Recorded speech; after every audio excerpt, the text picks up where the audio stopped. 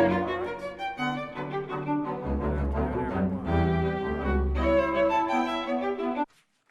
are taking up a long-awaited issue, accessory dwelling units, and we have quite a packet from Jeff that goes into lots and lots of the relevant components of the discussion. Just as kind of pretext, we have another meeting on the schedule for March 25th, I believe is the date. And then we also have April 4th reserved, which if we need that, we'll continue there. We may. So I don't know, I don't think we need to take votes today, although we can certainly indicate generally, to the extent that there's something you want to be clear as to where you're heading on an issue, please feel free to, or go ahead and signal that. But I think we'll have some discussion today in general, and then we'll try to move into the major specifics of the proposal. And recognizing that I'm the sponsor of the proposal, I'm going to encourage my colleagues to speak up, as much as they want to, and I'm just one of 3 committee members here. So we've had a public hearing, and we've received quite a few communications from people, and we are now ready to dive into it. So Jeff, why don't you? And you see a whole group of people at the desk up here. All of these agencies have helped me with this memo, although I'll take responsibility for all the errors. They helped me with the correct data. I put in the errors myself. Okay.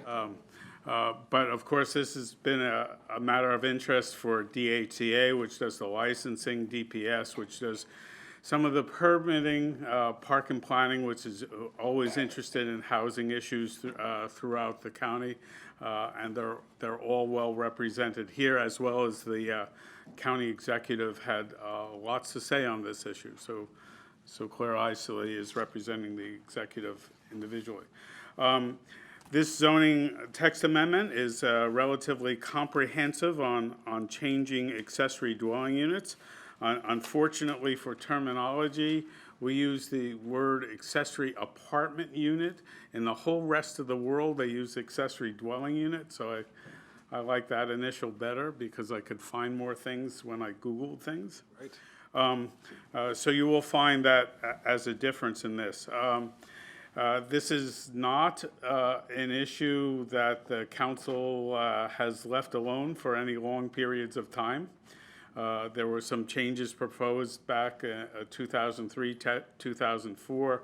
There were some more major changes done in 2012, and then we made some changes last year as well, and I'll go through some of the substance of those changes. But certainly this has not been an issue that's been idle.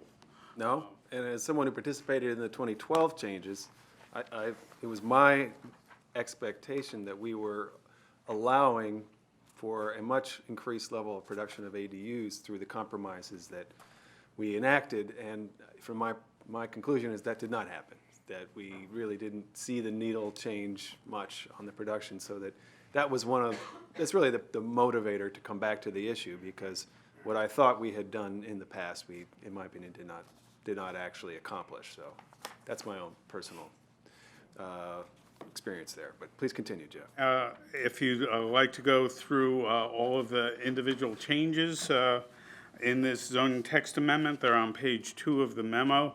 One of the more significant things is allowing detached units in the R200, R90, and R60 zones. Those are our traditional small lot residential zones in the county.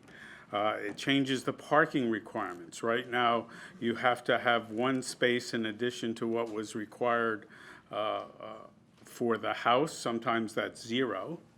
Sometimes that's 2. Can you explain what the difference there would be? If before 1957, you weren't required to have any parking on site, so you have no on-site parking. It's all on-street parking. Well, you may have no on-street. You may. But if you have to create a driveway for that 1 additional units, then you have to, under the existing code, create 2 units, 2 parking spaces. Plus. One for the space that's no longer on the street, and 1 additional space that's now on your site. So if you had 0 before and you do an ADU, you would need 2 spaces under the new code, under the current code. If you had 2 spaces before you did the ADU, you would then need 3 spaces today. What the ZTA would do is, in all cases, require 2 on-site parking spaces, in all cases. So for some houses, it would still require the addition of additional on-site parking. Yes. For some, it would not. That's correct. For the older units, it would require the 1 additional. It would allow an ADU in a basement as well as a cellar. That's a technical issue we'll get into. Always one of my favorites on judging whether something is 50% above grade or. It's an important distinction. You don't see a lot of chatter about cellar dwellers, but you do hear a lot about basement dwellers, so. It just, the cellar Exactly, you dweller, would think it would, but it must be an important distinction. it lacks the panache. You don't. I'm gonna give a shout out to my 11-year-old son. He's gonna be so happy when he finds out I worked basement dweller into my comments. There you go. It's a big thing in the 5th grade. I can tell you. I wouldn't want to delve into that one. But, okay, so it does change how you measure the size of an ADU from 50% of gross floor area to 50% of habitable area. That's also an issue that we'll discuss in some detail. It'll delete the absolute maximum size of an ADU. Right now, it's currently 1,200 square feet. It will delete the size of an addition for an ADU. Right now, it's limited to 800 square feet. If you want to build onto the existing house, presently it's limited to 800 square feet. And this would, as proposed, would remove that. Correct.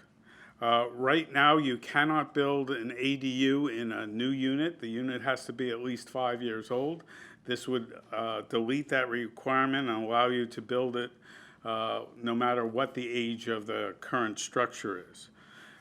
It would delete the distance requirement between ADUs. Let's go back to that. Let's make sure that we get these out in language that everyone can understand. So with that 5-year prohibition means that, for example, if you wanted to, if you bought a lot, you couldn't build both a house and a cottage at the same time. Not today. Under this code, you could. Or if you, I suppose, well, anyway, that's pretty much what it means, yeah. Right. The 5 years was really to prevent that first builder from doing it initially. There was a distance requirement between accessory dwelling units on a block. Basically, this was to prevent overconcentrations in any one area. That would be deleted under the ZTA. It would allow an existing accessory structure, and these tends to be garages, that was built before 2012 to be used as an ADU without regard to setbacks. Now, that's an existing structure. If you did a upper level to it or changed that unit in size and expanded, it would be no longer existing and would have to meet setbacks. So it's only if you take the garage as it exists and use that footprint that this would apply. If you don't make the existing structure any bigger. So you have existing accessory structures on many lots. They're typically garages. Occasionally, they were built as something like a studio or an artist's studio or something like that. But generally, they're garages or some type of structure like that. And this would allow those to be converted. But if you were to try to expand it, then you get triggered into setback requirements. The height may make you do increase setback and really not being able to use the buildings, or you might expand it to a different size. Right now, the zoning code seems to say is that the owner must live in the principal house. Interestingly enough, the license says that the owner must be on site either in the principal house or the ADU. This would make it consistent with the licensing requirement that says you can choose to be the granny in the granny flat, or vice versa, whatever you wish, but you could go to the smaller house if you're the owner. I can see you in that role, Jeff. Sooner than later, is all I got to say. Right now, one of the concerns historically was a design questions on whether you wanted to allow these units to look like duplexes, that is, two front doors in for a single unit. And the decision of the council before had been, no, we really don't want it to look like a duplex. We would rather have that entrance on the side or the back or somewhere other than the front. This would allow you to do a entrance in the front. The last thing we had for detached units is that the ADU must be on at least 1 acre. This would delete that requirement because one of the reasons, of course, is it's now allowing detached units in zones where the minimum lot sizes is much less than 1 acre. R60, the secret to our zoning ordinance, if it has an R and a number, add 2 zeros, and that's the minimum lot size. So R60 is 6,000 square foot minimum lot size, R90 is 9,000 square foot minimum lot size, R200 is 20,000 square foot minimum lot size. So all those minimum lot sizes are under the acre. So the sponsor thought that the lot should be allowed. That 1 acre requirement was one of the compromises that we put in 2012, I believe. And I think that is correct. And there were a lot of things, and I can go through all those particulars, what you did. That pretty much guarantees that there will be no garages converted to cottages in much of the down county, Right, certainly, if not much of the county, frankly, because very few people on 1 acre. Right, and I think, I'm forgetting my total numbers, but between R200, R90, and R60, I think it's like about 160,000 lots that you would now be allowing this on, that it previously wasn't allowed as a detached unit. I would call that a substantial number. You did get testimony from the executive that says, "Whoa, Nelly." I think that's the basic phrase. That's the official language. It's like, Censored version. I hope the new members of the committee don't take my sometimes lightheartedness for the fact that I try to be serious about things, but it does. If we didn't laugh, we'd cry, Jeff. Well, Seriously, but not literally. seriously, but not literally. Well, anytime you write a 23-page memo, you know you're going to be in trouble somewhere. In any event, the council had just made changes to really allow ADUs without a conditional use at all. Right now, it's possible to go through just the waiver provisions on licensing to get through the standards, and a special exception, also now called a conditional use in our new code, is not required at all for an ADU. Still can't get waived on 1 acre minimum for detached, for example. Right. There are two things again, because it's not allowed in those smaller lot zones either right now. So you can get waived for parking, and you can get waived for. You can only get waived where it's really allowed. You can't get waived where it's not allowed, essentially. Right, correct. But you could expand that too if you wish to change that, if you on the licensing route. One of the things you'll see in my memo when you get into detail is that there may be some options that will cause you to want to change either licensing requirements or something else in Yes. building code. The happiest news of all is we're not done with this even when we're done with this. Well, We're going to you- have to keep going on this for a while. I work at the council's request. You tell me the direction, I'll try to help you out. But But yes, there are a lot of moving parts here. So that's the ZTA as you got it. Certainly, I summarized the public hearing as saying the same T-shirt could be worn by both extremes. The end is nigh. And for one side, it's nigh because it's preventing the opportunities for people to live in the county and have that experience inside the Beltway. On the other side, it's destroying the single-family communities that they valued when they bought their houses, and that's what they prefer. Certainly, the council has taken up this issue before, and I'm sure it will work its way through, so maybe the end won't be nigh on either side. I just don't know, but that's a basic summary of where we are. Certainly, ADUs are not an easy thing to do right now. So we have our own legislative process and requirements that you have to go through, but even so, you have on-site conditions that somebody may not want to live through. They might not want to live through the construction. They might not want to live through the expenses. They might not want to live through the wonderful experience of being a landlord, which is not what you buy into when you buy your single-family home. Well, I want to pause on, so I think now you're into the background, so this is a good time for just discussion with the committee members. I wanted to kick it off on this particular issue, this cost issue, because I think this is a real significant variable in this equation of whether ADUs will get constructed.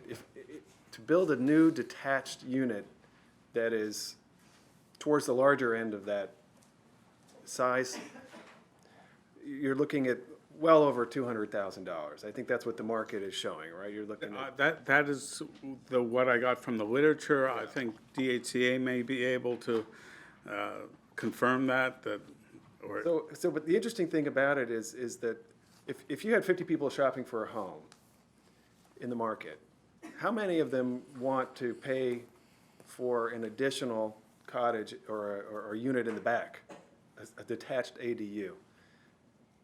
You know, in my opinion, it's definitely not the full universe of people in the market for a home. Because when you buy that additional structure, you're taking on, if you don't have a family member that you're already planning to live with, you're paying more than you would pay for the main house, and you're taking on the responsibility of being a tenant, of being a landlord. Some people might look for that, they might want that, some, but not your average buyer. Average buyer's looking for a house.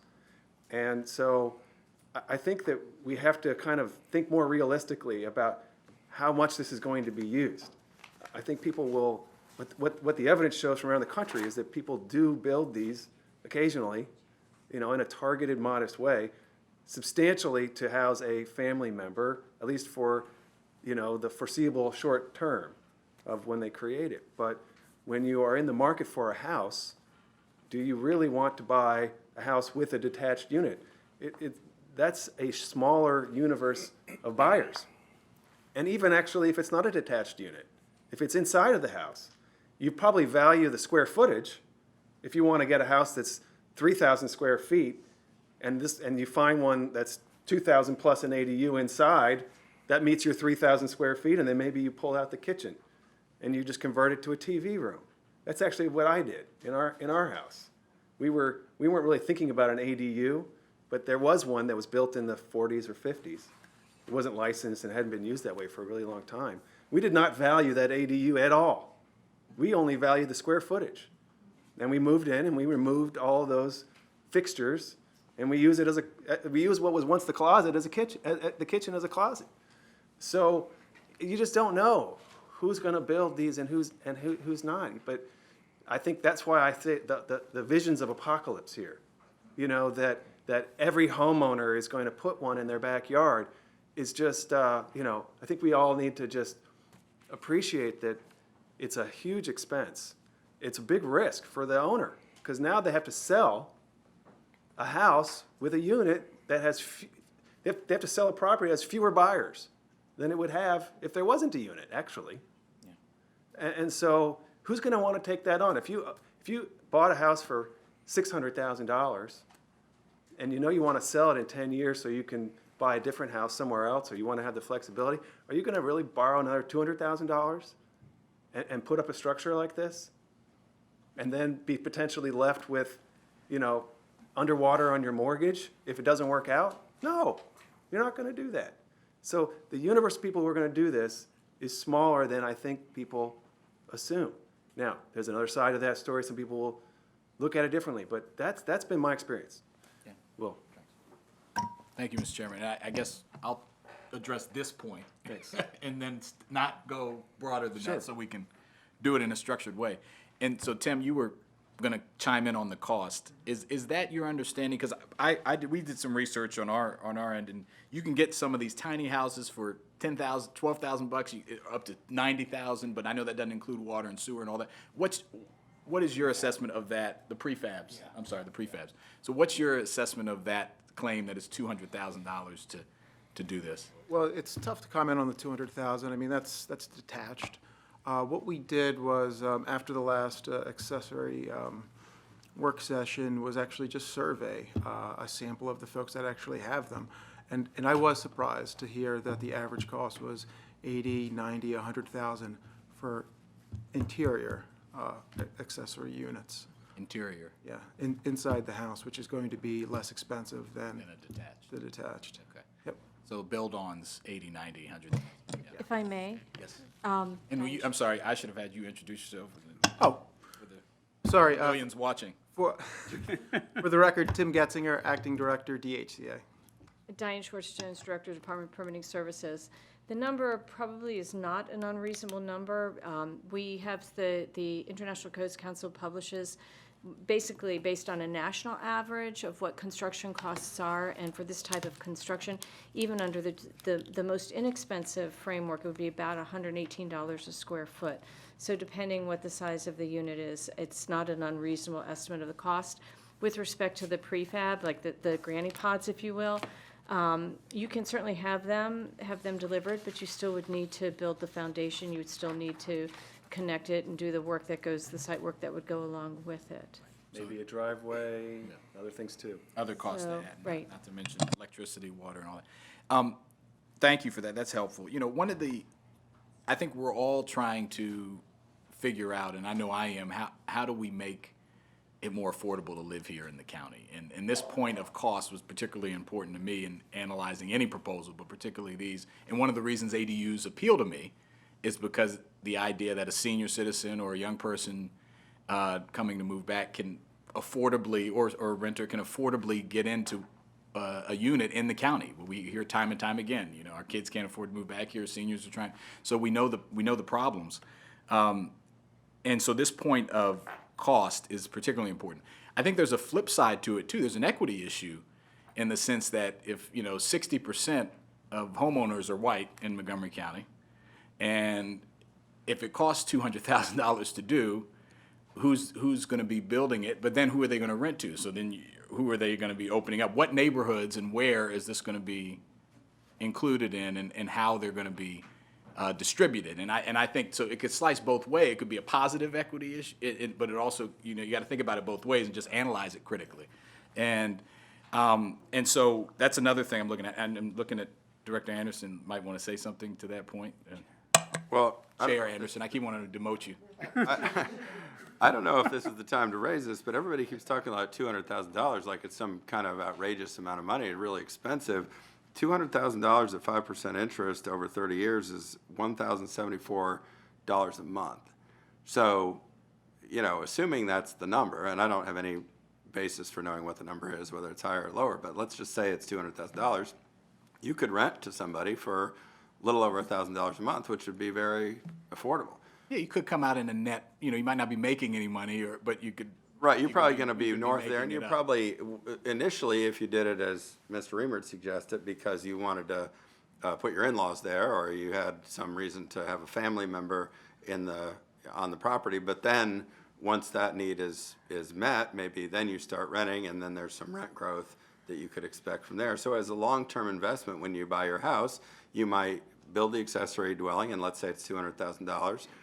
In 5 or 10 years, you could expect to be making more than $1,000 a month in rent on that. So I'm just trying to give you a number in terms of what that means for implied rent or mortgage payment if you were. Well, that's, it's a good segue, because that's one of my concerns too, especially with the detached units, because the basement, the cellar dwellers, the basement dwellers, you can pretty much, I think most average people can see that if you have that there, you have the existing infrastructure, you're gonna be able to provide that at an affordable rate to somebody and not have a ton of expense yourself as the owner. It gets, the question becomes, if you're having to add on, $1,000 to a month to your mortgage or whatever, is that still doable, and what are you gonna have to charge? Now, $1,100-1,200 is still affordable in most parts of the county, right? So that's still, I think that still would pass that test, but that's something I'm looking at too, and I'll pause there because I have other concerns, but I just wanted to raise that I think we need to think about who's gonna be doing these, where are they gonna happen, who are they gonna benefit, and what the overall cost will be. And affordability of the units is particularly an important point, I think. If I could just add, I think if we're concerned about making sure that there is a wide opportunity in many different kinds of neighborhoods to do ADUs, then that actually speaks to having more flexible standards. The more rigid the standards are, the more you are excluding neighborhoods and properties from this program. And I actually think, although we're focused a lot on what might be the high end of doing an ADU, of creating a separate detached building, I honestly think that what the outcome will be, depending on how this law is changed, is a lot more flexibility to allow people to use existing square footage in an existing house to either house a family member or create an apartment to add some income. If you have a relatively small house and you're a young family trying to pay that mortgage, a way to help, pay that mortgage is to say, we're going to create an ADU in a portion of our basement or cellar, whatever the right term is, which really might only be, $10,000 or $15,000 to put in a IKEA kitchen or a Home Depot kitchen. And, it gives them enough money to actually pay the mortgage. So I know we've focused a lot on what the high end, the gold standard might be for ADUs, but I honestly think that those will be the minority of what we end up seeing. I think we'll see people trying to make ends meet. No, thank you, and I agree with you. I think the more common will be the basement and the existing structures. I would agree with you. There are some other issues which I know we'll get to of how do you make sure we're conscious of neighbors and the neighborhood and all that to minimize impact. But I agree. I think I'm glad we're starting with the affordability, because I think that's one of the main drivers here of how do we increase the amount of housing for people in at an affordable rate all over the county. So, And it's not, I guess one of the points I'm trying to make is it's not only about affordability for the person renting. right, also for the homeowner. ADU, right. it might be what allows a family that might not be able to afford a mortgage any other way, it allows them to actually be able to afford that. Stay here. Thank you.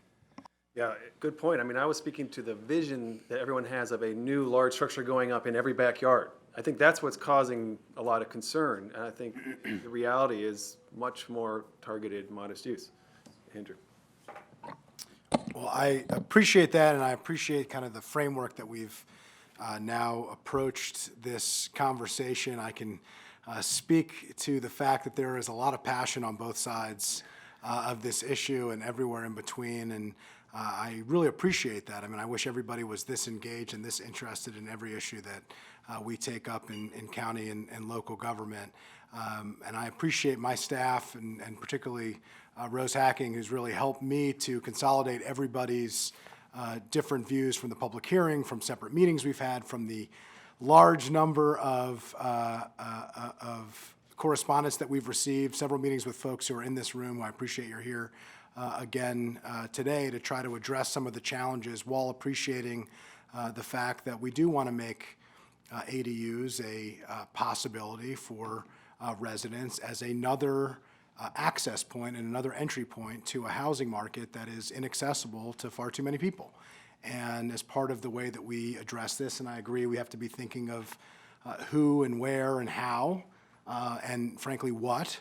But as we approach that, we should be figuring out how to do this in the way that is reasonable, how to do this in a way that makes it possible, and not in a way that, how do we stop them from happening to the greatest extent possible. And I think that's the approach with which I am coming to the conversation. I am optimistic about the potential for ADUs to support homeowners who want to age in place, in a place that's very difficult, frankly, to age in place for some residents who want opportunities to have, we've heard a lot from the disability community of the interest in having relatives with disability be able to live close by with independence, with some level of financial security, but also in a way that is affordable and accessible, and also provide young families and many members of our workforce who currently have no way to access many communities in our county, particularly in the district that I represent, because it's just too expensive.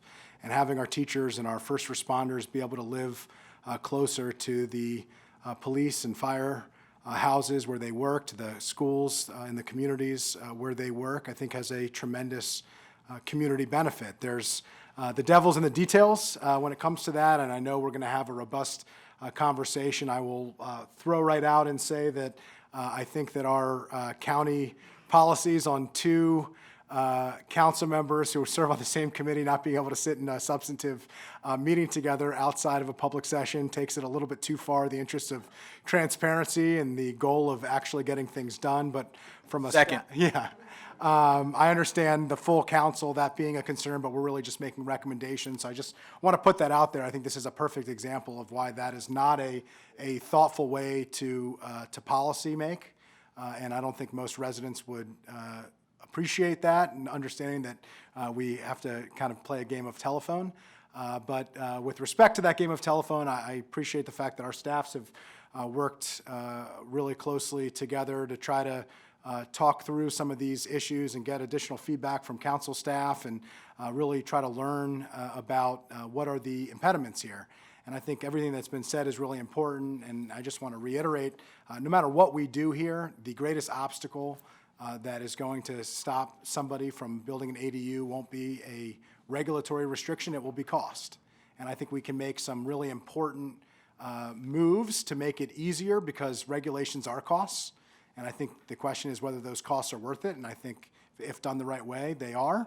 But we need to also, separate from this, as was mentioned, think about ways that we can make the costs more accessible to more families, and I think there are some creative approaches that we can think about, and I just wanted to make sure that we discuss that, and also to dedicate ourselves both to the enforcement side and to the navigator side of helping those who are interested in this process have an opportunity to actually take advantage of it in a way that makes sense without having to hire a law firm and a series of sophisticated operators. Every resident should have the ability to reach out to their county government to learn about how they can take advantage of something that we're trying to do to make it possible for more people to live in more places. And so, I hope that as we continue through all the various issues that we're going to go through, that we keep in mind that there are additional opportunities outside of this particular conversation, and one that I am committed to, and I believe my colleagues here are committed to as well, to figuring out how we can comprehensively take a look at all the impediments, even the ones that we aren't able to address through this particular piece of legislation and through this particular process, of how we can make the enforcement more effective, how we can make the access and the ability for county residents to take advantage of it more effective. And I look forward to those conversations. And I'll just close this kind of introductory view with the philosophical way that I have approached this issue, and that I've shared with most of the people who I've met with, that I have from a policy perspective and from a moral perspective, we shouldn't make it so much easier for a resident to buy a new home, knock it down, and build a much larger home at a sizable cost. Not to say that that is a bad thing, but it shouldn't be so much easier to do that than it is to take advantage of building an accessory dwelling unit on your property to allow you to age in place, to allow for a relative to access the property, to allow you to take advantage of the largest and oftentimes the only wealth asset that some of our residents have. And so that is the thought process of approaching it with knocking down an older home and rebuilding. We have lot size requirements, and we have setback requirements. We have some other relatively small requirements in the scheme of what we're talking about here. And other than that, we allow for folks to take advantage of what the zone and what the law requires or allows. And I hope that we get to a point where we respect the challenges that these may create, but also appreciate the fact that it should be, we should view these goals as similar from an equity standpoint, from an access standpoint, and just from a public policy standpoint and a moral standpoint.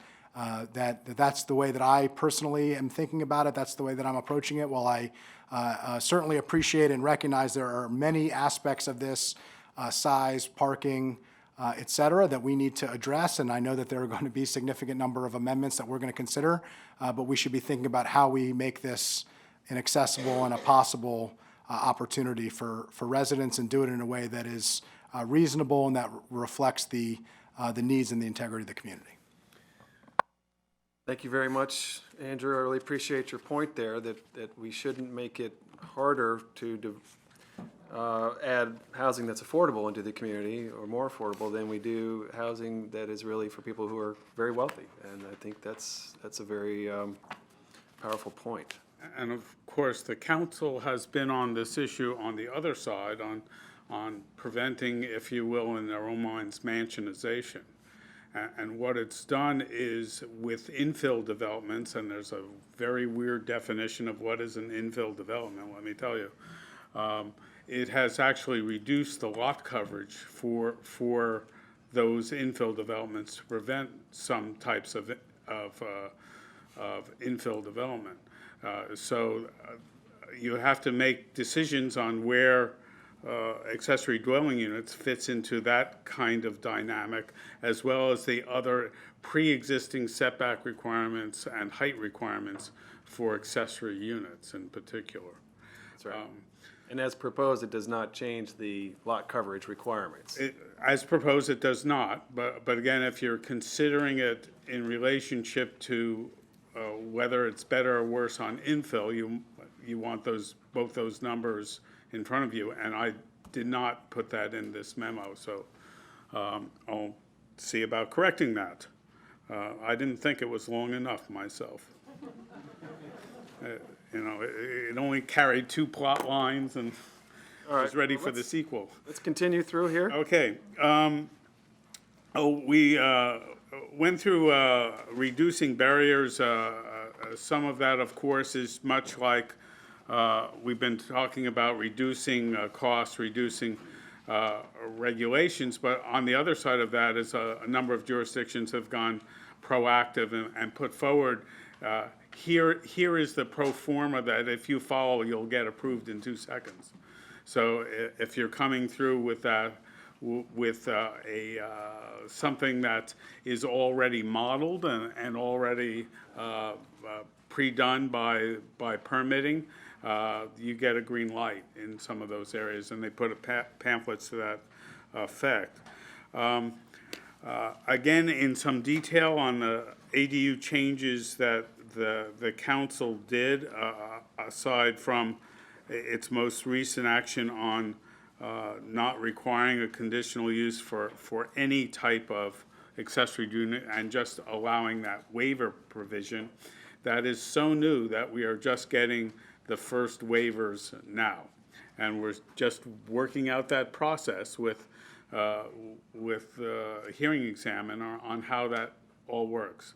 That is current in my email for making sure that is as smooth as possible. It is new, but as I said at the time, because I was on the committee last fall when we took it up, it doesn't, the waive conversation everything. previously was focused on the process must be the problem.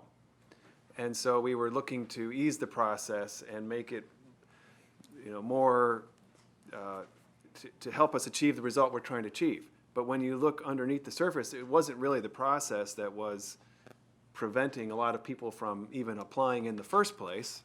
It was the fact that you can't build one in your neighborhood because your lot is smaller than an acre and you want to convert a garage to a cottage, or your neighbor has an ADU already and then therefore you're within the 300-foot distance requirement. So those were the deeper issues that I think really affect the number of units that we get. We'll keep an eye on the process issues as we go. I think it's an innovation, the process issues that we've devised now going forward, and I think those will apply here as well. But the point of this legislation was to look at the deeper requirements and to see what do we really want to have here. And I'll just say that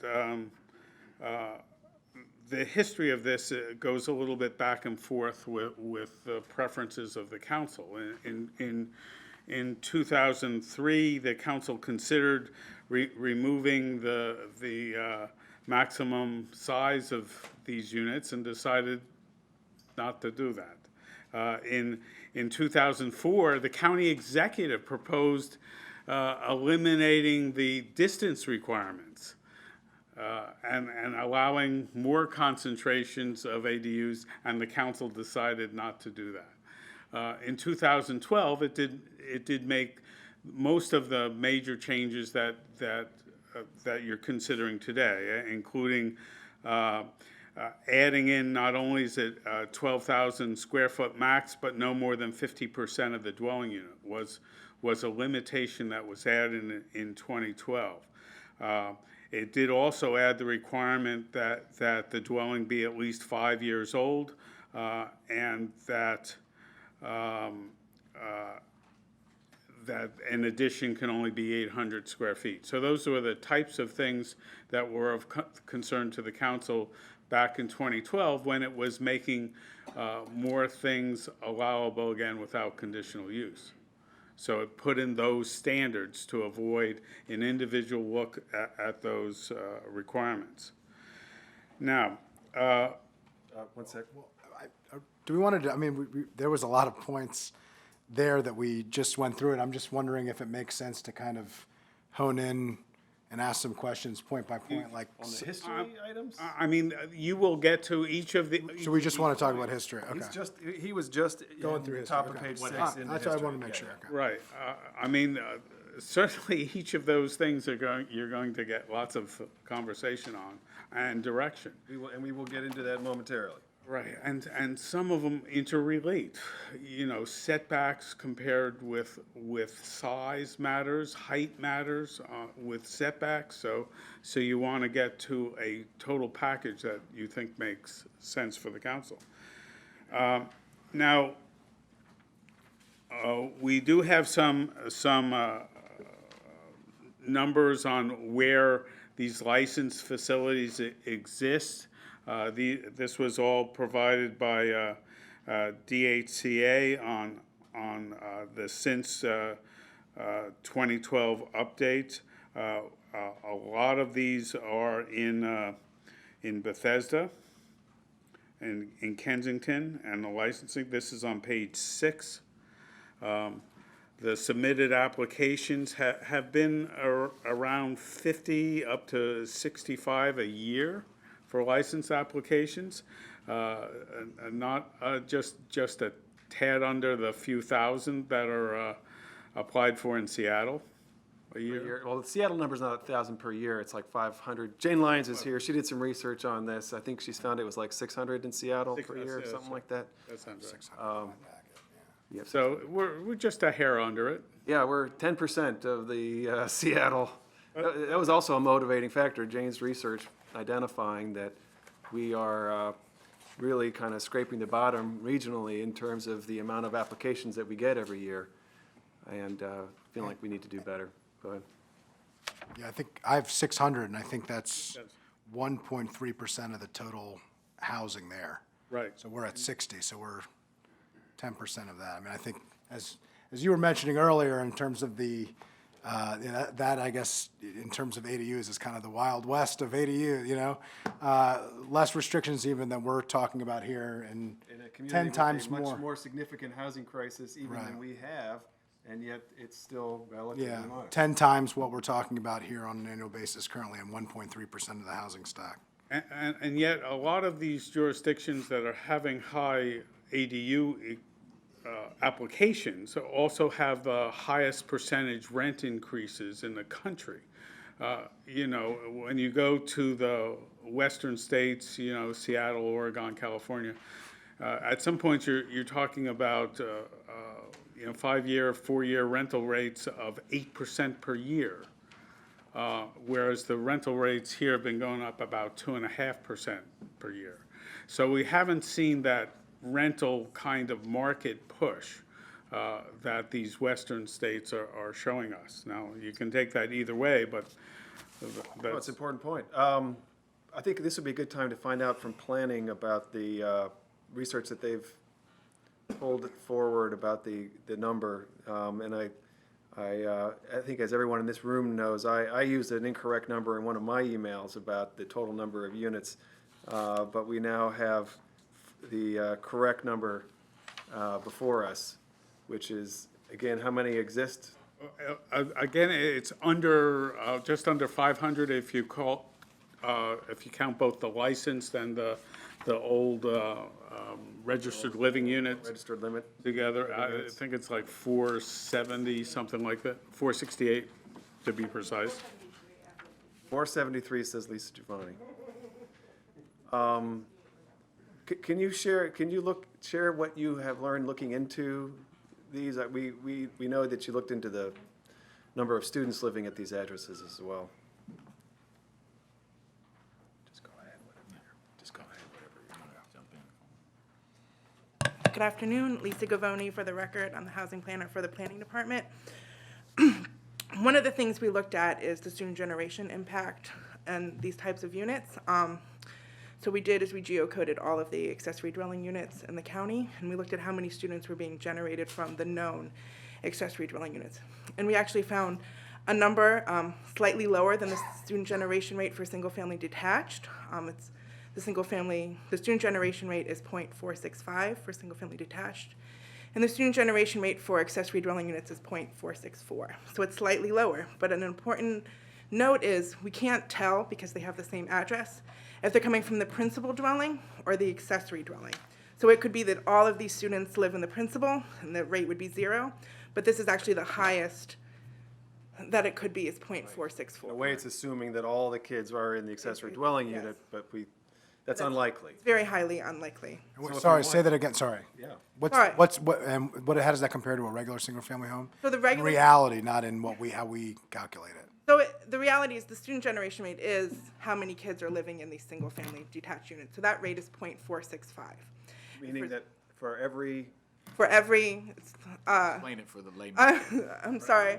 So a student generation is basically how many students on average live in these units. So A little less than one student every 2 detached right. units. So it's the similar, but it's slightly lower for accessory dwelling units. But just to be crystal clear, the total number of students, Yeah, that's living- what I wanted to hone in on. including both the primary. So in a single-family home with no detached unit and a single-family home with a detached unit, the student generation rate is virtually the same. Virtually the same. Actually, mean- it's actually less, Slightly less, but virtually the same. even though there's an additional unit on it. Yeah, so it's, and it's a sample size of nearly 500, so that's The sample pretty size- decent. yes. And that's unless you're in the Duando household where we have a high student generation rate. Yeah, but no detached unit. No detached unit though, So if we want to solve school crowding, we should add more ADUs, in other words. I mean, I think, See how that one goes over. yeah. Well, but I think it's important to note that the ADUs, I think if we look at it, I'd imagine are largely in older units, which, you know, probably have older residents. And so I think that fact is very important because it demonstrates the school overcrowding issue. But it also, I think we have to reflect the fact that, you know, a lot of these units would have had 0 and now they have 1 for every 2. I mean, I think the truth is Somewhere in the. No, they would have had 4.3 Point- with the accessory unit, they're getting less. Total. no, I I understand what. just want to make sure that's clear because it's a little bit tricky to get that, but this, I think the way to frame it, Yeah. which tell me if this is inaccurate, is the units with a detached accessory dwelling unit and the units, Any detached or attached, either way, right? Just detached. I think she just said detached, right? I just looked at detached. No, she just looked at detached. Well, Ms. Cavoni, could you tell us, what did you look at? Everyone's answering for you. You did the work. Please answer. so I looked at the student generation rate that we know for single-family detached, because that has one of the highest. It's not the highest single-family attached, it's actually higher. But then for the accessory dwelling units, I looked at all of the universe of accessory dwelling units, so whatever type of property that would be on, but they're only allowed to be on single-family detached accessory dwelling units. But the accessory dwelling unit itself could have been attached Oh, or yes, detached. yes, sorry, yes, you are That's correct. what, and it's most likely attached because we don't allow them detached and. Okay, so just to close the loop on this, it's a very helpful statistic, but a accessory dwelling unit and a single-family detached house have virtually the same student generation rate. Try to clarify. Sure. Based on the 400. Based on what you just said, on right? the 465 and .464. Is that, .001 is if very you small. add the accessory dwelling unit, you don't get any increase in Right. students. that's Zero. the answer In fact, is. it's negative. That it's sort, at least with the statistics, what Lisa just said is that for a typical generation rate for a single-family detached house, and the generation rate for the universe of 473 accessory dwelling units that we have, which is only you know, it's 473, but that's still relatively small. It's a wash. Yeah, I think in the interest of not answer having is, it's a disagreement wash. snatched from the hands of consensus, I think we're saying the same thing. I'm not sure, like, I think we all agree and. The point is yeah. that you don't have to do something differently because of ADUs when it comes to planning for school impacts.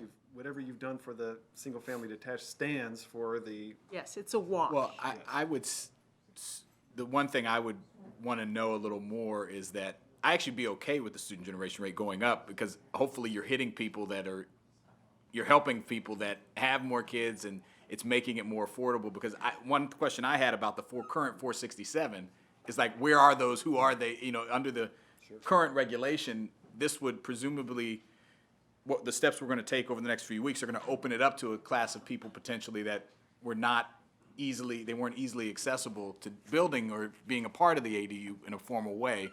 And so, you know, I don't know if you want to speak to that, like who are the universe of the 467? So, And I'm probably using the wrong number, but. no, so the number of accessory Yes, dwelling units the in the current county. number. We also looked at their location in the county. I think maybe that's what you're speaking to, is like, where are they? Well, yeah, location, but also, yeah, to the extent that we can know who's living there, what kind of family, are there elderly folks, you know, I think Councilmember Friesen was, who are the household characteristics of the people who are currently have? Right, so we did look at location in terms of locating near a metro or purple line. And that's this chart here in the, Yeah, so that's something we did look at too, in the number within the Beltway. Other characteristics that we could look at that would be interesting is the size. But we generally would have to use the census in order to find out characteristics, what they would be like defined by the community. But that is something that we could we're we pretty could do. segregated, so it'd be pretty dead on. Yeah, so one of the things is the chart that's on page 6 is actually pretty condensed in terms of location, so we can, the city with the most number of accessory dwelling units is actually Silver Spring. I don't know how that got deleted. Yeah, it's like every other city, so I could send you, the Well, you know, full Silver list. Spring, I don't know, 12 zip codes we have or whatever. I know that is true, it is the Silver Spring city, but we could also make like a heat concentration map to show you where. I'd be interested to see that. It doesn't, Yeah. you know, you're pulling something up. I just think knowing, and again, I want to state that I'm actually okay if the student generation number went up because you're opening it up to people, but, It'd kind of be the objective, actually, to Right. allow kids to right, to be in these be in places. neighborhoods that they couldn't otherwise get into. Right, I would suspect that it's a little lower because they're not currently as available is the point I'm making. And so it would be nice to know just of that current group, know a little bit more about them, maybe if we could drill down a little. We can definitely drill down for you and. I want to continue on this, because this is really important. So, also, we've heard a lot of assertions that allowing for more ADUs is going to cause crowding. You're going to open the door to a fundamentally different type of use, and it's going to overwhelm neighborhoods. I think that if that were the case, then your finding there would have been very different. You would have looked at the number of students that live at properties with ADUs, and you would have found that there were more than typically live at a single-family house. So I just don't think the evidence is there to support the idea that ADUs result in substantial crowding. Crowding happens in single-family housing. Yes, it does happen, but it does not happen in properties that have an ADU. I'd like to know if there's any way to find out more about the adults living there, but typically adults have children. So the children's a pretty good proxy for the crowding of a house. And I just, One of the other things we did look at is how many housing code violations there were in terms of known accessory dwelling units. We only found 2 instances where accessory dwelling units were cited for overcrowding, and they both were resolved within the system. I don't want to take, Yeah, no, I was just going to say, I mean, I don't disagree with anything that's been said. The one that it's not that I don't want young children to be in ADUs. I think that is a perfectly good thing. But if that is something that we are supporting and something that we see, then we should reflect that in the way that we calculate school capacity. And so I'm fine with school children being anywhere in the county, and I wish we had them moving in and being able to access as many neighborhoods as possible. But we have to reflect that in the way that we calculate the numbers, which is not disagreeing. It's just a supplemental. You don't have to change the numbers because the generation rate isn't different. A supplemental point, and the one other point that I would make, and we talk about this quite a bit. There is a misconception on school overcrowding that it's caused by tall buildings, and while that has some factor in it, it's a relatively small factor. The much larger factor is neighborhood turnover, and insofar as ADUs would allow people to age in place and limit neighborhood turnover, that would reduce the amount of neighborhood turnover. People could stay in their homes for longer, and the number of children who just naturally could fit in an ADU would be less than could fit into a house, particularly one that is older, that is expanded or knocked down and replaced with a much larger house. So, no matter how you look at it, I mean, I think that there are factors. I would just point out that I'm totally fine with school children living everywhere and anywhere in as many places as possible, but we should just make sure that we're reflecting that in the way that we calculate capacity so we don't cause challenges. Not saying that this would. And before you leave, I think I'm going to back into something that's the other side of the coin here, is the units and maybe DHCA, the ones that are not registered, right? Which has been a point of big contention for many, and it's, there are ADUs, I use air quotes, but there are people living in basements and other places that are not registered. And one of the things I'm very interested in, and as we pursue this, is how do we bring those up to code so they're safe for people, and allow kind of a period of information and education and no penalties, in my view, for people who want to have bring their current living situation to the light. And I think there's some revenue options, if we'll talk about later, potentially, of registering an ADU that could help with the enforcement that's going to be required to do that. And so this is kind of, I'm looking at both the DHCA and planning, but I guess the first question would be for planning, is there a sense, what's our best sense, and I think I know the answer to this, but I think the public needs to know, of how many unregistered ADU type of arrangements that we have? Do we have, what's the way we count that, or is there a way to count that? I mean, I wish I could tell you that we had a way. The closest, the thing that I came the closest to is sometimes people would report illegal accessory dwelling units, and I would see them in DPS's wonderful database of housing code, but that's only if they're reported, do I know illegal, and there weren't a ton of them. I can get you the exact number. We'll work with DPS to get you that, but that's. That's nothing to add. That would be my colleague over here. Oh, that's what I thought, okay. Tim would handle the housing. Tim, do you have anything to say on that? I mean, other than that, is that? No, we wouldn't know the number of No unlicensed. surveys, no, Don't know what you don't know. And the reason being is that for those that we know are unregistered or unlicensed, we would go out and we would send code enforcement out there and determine whether or not they do in fact have an accessory structure. And we take a look at the MRIS and rent.com and all of the other online guides. Well, I'm sure my colleagues, and I don't know if we can move to this, can we talk about this part of it? I've received a ton of emails of, oh, look, this street, look at Google Maps, and this is happening there, and a lot of examples from folks about things that are operating, and, we forward those on. I think, I want to say first, people are doing that because you can't afford to live here. And I think we don't want to lose that in the discussion. Yes, we want code enforcement, and it matters, and I have, in my neighborhood in East County, we have places where I think people are doing this, and I would say you want to be sensitive to the fact that people are just trying to live and have a place that they can afford to live. That being said, there are certainly concerns for safety and other concerns and neighborhood ability to park on your street and all those things that happen when you get that. And so I would want to ask you, I guess, directly on the current enforcement regime. You have how many people that do enforcement of ADUs? Specifically for ADUs? Yeah. Well, we inspect them when they're licensed and then on change of ownership. And so we only have 450 units. I don't know that we have specific inspectors. And then reactive, right? I mean, somebody They're reactive. complains, you're sending somebody out presumably to check on that complaint? Yeah, so at that rate, Yeah. at that rate, Same you're looking at probably 1 to 1.5 FTEs to get to That that do that. 450 units.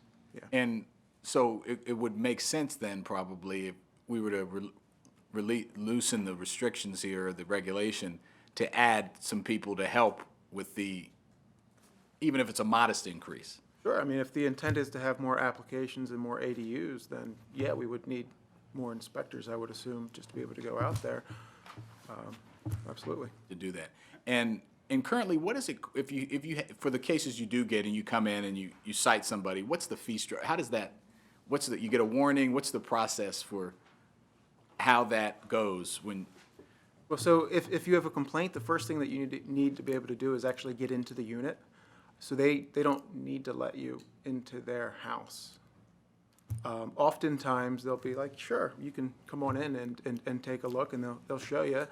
But we don't have a whole lot of citations, and we don't find a lot of illegal accessory units. And in fact, a lot of the complaints that we get will find that it was just one neighbor having an issue with another neighbor, and they're complaining.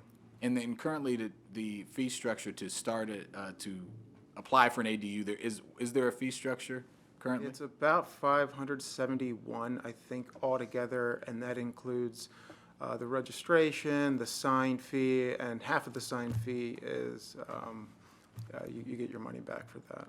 So you get you get half of that 571 back, I roughly? think you get about 110 back. Okay. Yeah, I mean, I just want to be sensitive. One of the things, as we're talking about how to make this balance the need and the current paradigm and the need to expand more affordability, but also be respectful of neighbors and communities, is this, I think, something that could help some people. And I've heard this particularly from parts of the county where there may not be as many ADUs. Is, well, we've got a ton of things going on, but it's not, there's no parking on my street, it's not regulated. And I'm interested, just stating for the record and for my colleagues, in finding ways to bring more of these types of situations into the light, get those registration fees, have some additional enforcement, And then also allow people an on-ramp, not have it be so punitive that people aren't encouraged to come out and do that. So I think, I think we should be thinking about that in this whole regime. Some sort of an amnesty type of a program. Yes, yeah. So I don't know if others want to chime in on this point in particular, but. Well, I would just say, I mean, I share some of those same concerns. I think, when I started out, I'll just reiterate, I mean, I think we should be looking at this two ways. One is enforcement and, not from a punitive standpoint, but really from a safety standpoint. I think there are changes that we can make to make it a little bit easier on the front end so that we are encouraging legal ADUs and not creating a market or a greater market for illegal ADUs. And so, I mean, that's what regulation is supposed to do, of finding what that appropriate balance is. And I think we're going to move towards that. I don't think we're exactly there yet. As we all acknowledge, there will be some changes to this proposal. But I think at the same time, too, I mentioned having some type of navigator, but somebody in county government at DHCA or otherwise to help folks who want to do the right thing, but it's complicated and it's difficult, and it's not just about cost. It's also about,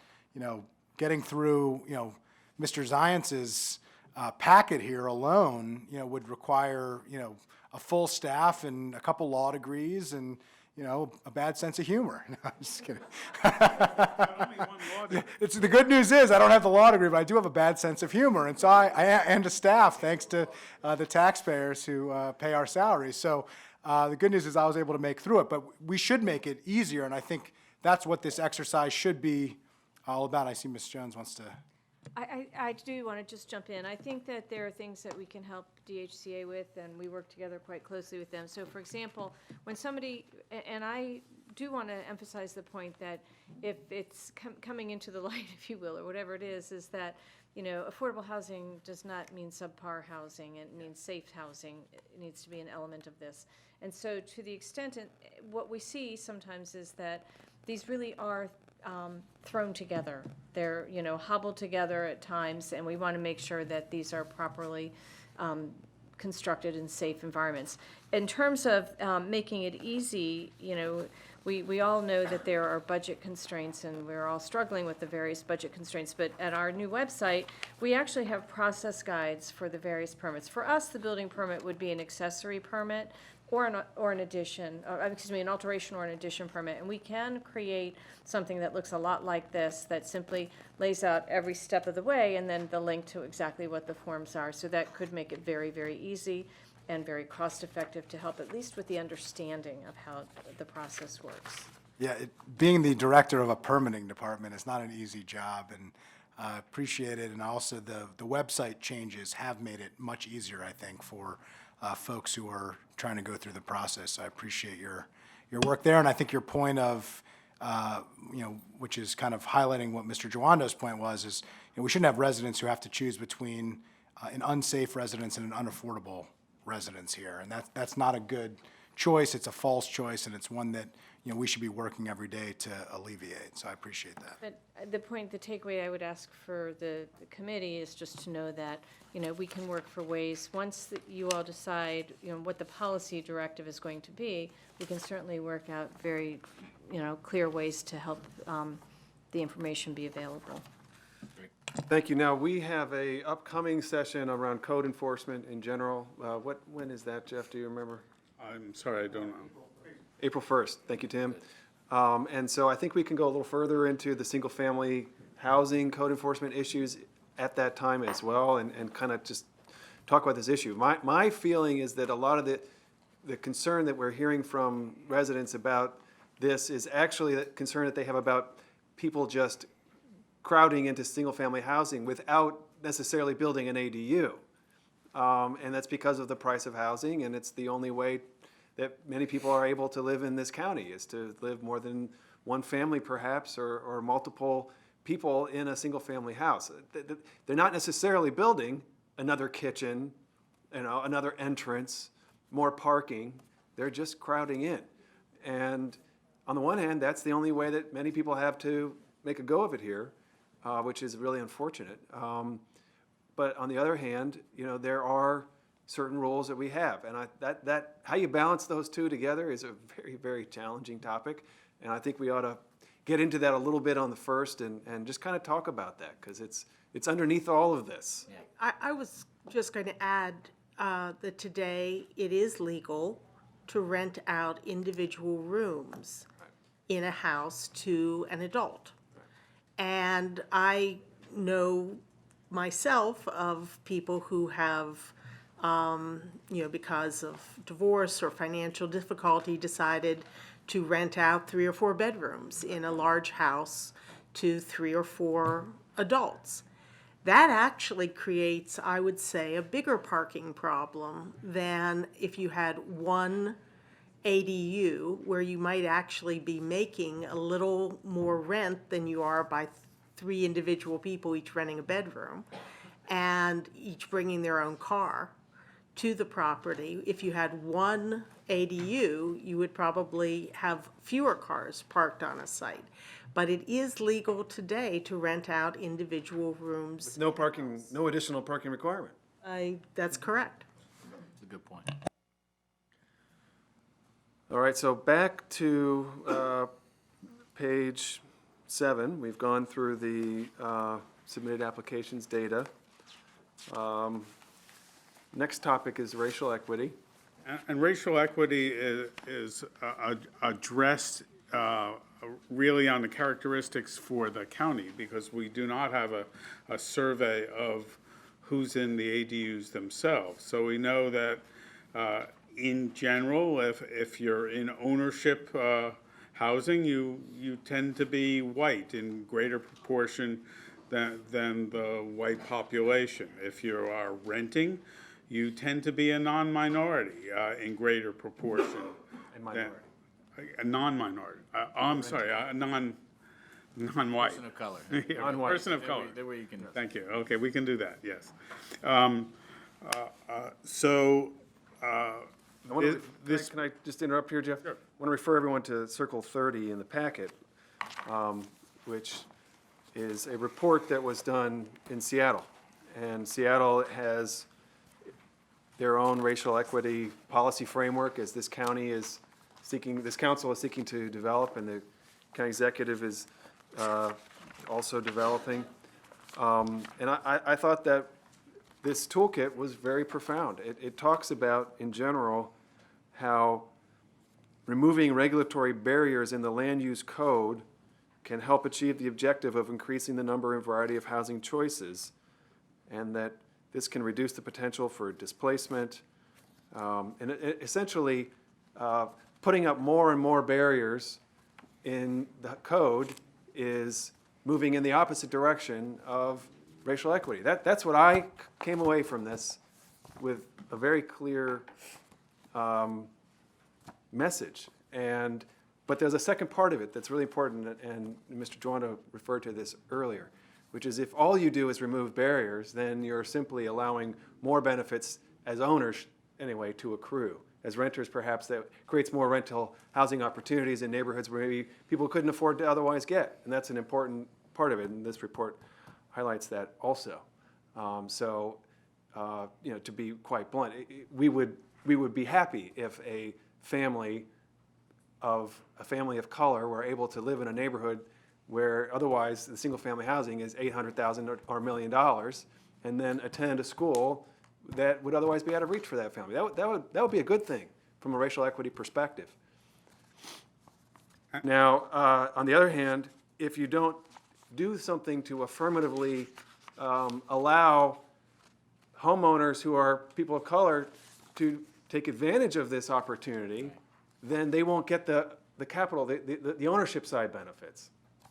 And that's important. I think we need to take a look at steps that we want to take that would help disperse the opportunity and share the opportunity, so that not, if you don't have $300,000 in equity in your house already, how are you going to afford to, finance this? We need to really be affirmative in our strategy here and not just remove the barrier. And that was really the powerful piece of this was, we often talk about zoning, removing barriers as being essential, but it's actually not enough. That's really the message. It's not enough. We can't just remove barriers. That perpetuates the status quo in a lot of ways. We have to go beyond that and find ways to share the opportunity. that we create by removing the barriers, so. Comments? Yeah, and I would just agree. Jeff, did you have something you wanted to say? Yeah, just two things. There, certainly the aspect of the multi-generational household works against minority participation if it's the white single family who owns the house. So to the extent that we keep on touting it for that purpose, it does not help out. The other thing that is apparent in all of our regulations to date is we don't have income limits or anything like that relative to ADUs. So the price charge is the market price. The higher the price, the less likely it is to be a minority tenant as well. So those two things counterbalance. Just like there's no single answer here on exactly what will happen. Well, and you bring up, I'm glad I let you go first and say that, because it's something I wanted to bring up. There's multiple things going on at the same time. As you mentioned, you have, when Chair Anderson mentioned the cost to refinance or take money out of your home, that assumes the credit score is good. That assumes that you actually have the ability to float it for a few months. What if you don't get a renter? There's a lot of assumptions based into, it's only adding 1,100. And I know, for many families, myself included, I'm not going to be able to float too long until I get a renter. And so I think your point is, who's going to be able to, even if you already own a home and you are a person of color, family of color, the ability to participate could be inhibited or restricted. And then you also have the issue of, look, if you're in a wealthier part of the county, are you really going to do this, to this other point you made, for the purpose, we would love, there may be a few people that would, but for the purpose of providing affordable housing to someone that you don't know. And I think that is probably not going to happen that much either. And so I think as policymakers, we need to think about what are ways that we can increase home ownership in communities of color and incentives for that. That's a part of the conversation. But then how do we provide, to Councilmember Friedson's point, an on-ramp and an easier way for people who would want to do this? And are there things that we can look at as far as financing programs and making or reducing the burden, financial and otherwise, to people who would want to participate? And I think there's a whole host of things in this area that we need to think about, because removing the restriction is great, but it's just going to perpetuate what's currently happening if we're not intentional about doing something different. And if I may, this is where I come back to, we seem to be, for some reason, very focused on the people who will be renting these accessory dwelling units and whether we're going to have additional opportunities for people of color to rent and so forth. I think that's the least important part of it. I think what's more important is on page 8, where it talks about white, non-Hispanic income for all households is $125,000. For Black, Indian, and Hispanic households, it's between 71 and 76. So when you're looking at trying to get folks who are making less money into the home ownership realm, into the ability to actually buy a home and pay a mortgage, having this source of income of an accessory dwelling unit, whether they rent it to a person of color or not to a person of color, it's the money that comes, it's the color green that comes in, and that helps them pay the mortgage. And it, I think, actually allows people who may have not been able to think about becoming a homeowner, gives them another way to make that happen. No, I agree, and you're exactly right, and we have to think about how do we make that more possible and more likely. And one of the things that occurred to me, we're not discussing this here, but having the people who are in the accessory dwelling unit, are there any models, this is more of a question, and where there's an ownership stake in that accessory dwelling unit for the person in it? We would call that a condominium, Yeah, well, an ADU condominium? Yeah. because we wouldn't allow it as a sellable lot, because again, we want the owner or the principal we want the owner of the property to be a resident on the property. This gets really complicated when you start thinking about this as a separable ownership right. It also invokes building codes in a way that are not invoked when it's under a single unified ownership, because part of the codes go to protect property versus property, and that's what has to do with proximities and setbacks. Sure. And what you're doing here is you're trying to create a situation where you're allowing this type of thing to go forward, where it's under the same insurable risk from a property ownership perspective, and that changes, and that triggers different code considerations. So- Well, I had no, when I raised it, I knew it was going to be extremely complicated. I'm just thinking, is there a way, to your point of building wealth and, you know, realizing there's a set of population, depending on where you are in the county, it could be up to half or 40% of people who are renting, and that's where they are right now. And there's a whole set of people who can't write off property taxes, for example. We should be thinking about that too, and I know it's complicated, but, you know, just an issue for another day, but. Yeah, I guess I agree with everything that has been said. I'd be a little bit concerned about condoing out an accessory dwelling unit, because it sounds like that does sound like subdividing or getting awfully close to subdividing, and I'm not comfortable with that. And I think there has been some misunderstanding of what subdividing is and what it looks like. I don't think what we're talking about here is subdividing lots, but I think once we start getting into that conversation, we're getting awfully close. If we're not flirting with the line, we might even be crossing it. But I think, sorry. No, but I think it's important too here, whether we're talking about the racial equity piece or we're just talking about affordable housing, this isn't going to solve all of our problems. And I think we have to just appreciate that from the outset. I think on both sides, this is going to create every problem. This isn't going to solve every problem. I think we have to be serious and honest about that. This is one small tool in the toolkit, and I think we have to approach it that way. We are not going to change generations of segregation based on housing policies and zoning and access to capital and all kinds of other, you know, really horrible institutionalized levels of racial inequity with this one policy. I think that we should be thinking about it, and I appreciate that it's part of this and every conversation that we have as policymakers. But I just think we have to be also understanding that we can't, you know, we can't bite it all off just on this one policy and solve it. And I do think that providing different access points and different entry points into a larger number of neighborhoods for more families is a benefit to the individual community and to our broader county community. And I think if we think about it that way and understand that this is just one small tool in the toolkit when we're talking about affordable housing, when we're talking about housing and community and amenity and school access, and I think that, you know, I think helps to frame the conversation in an easier way to kind of tackle. So there's a number of issues that have been flagged in this memo that will have to be subsequent legislation, subsequent changes.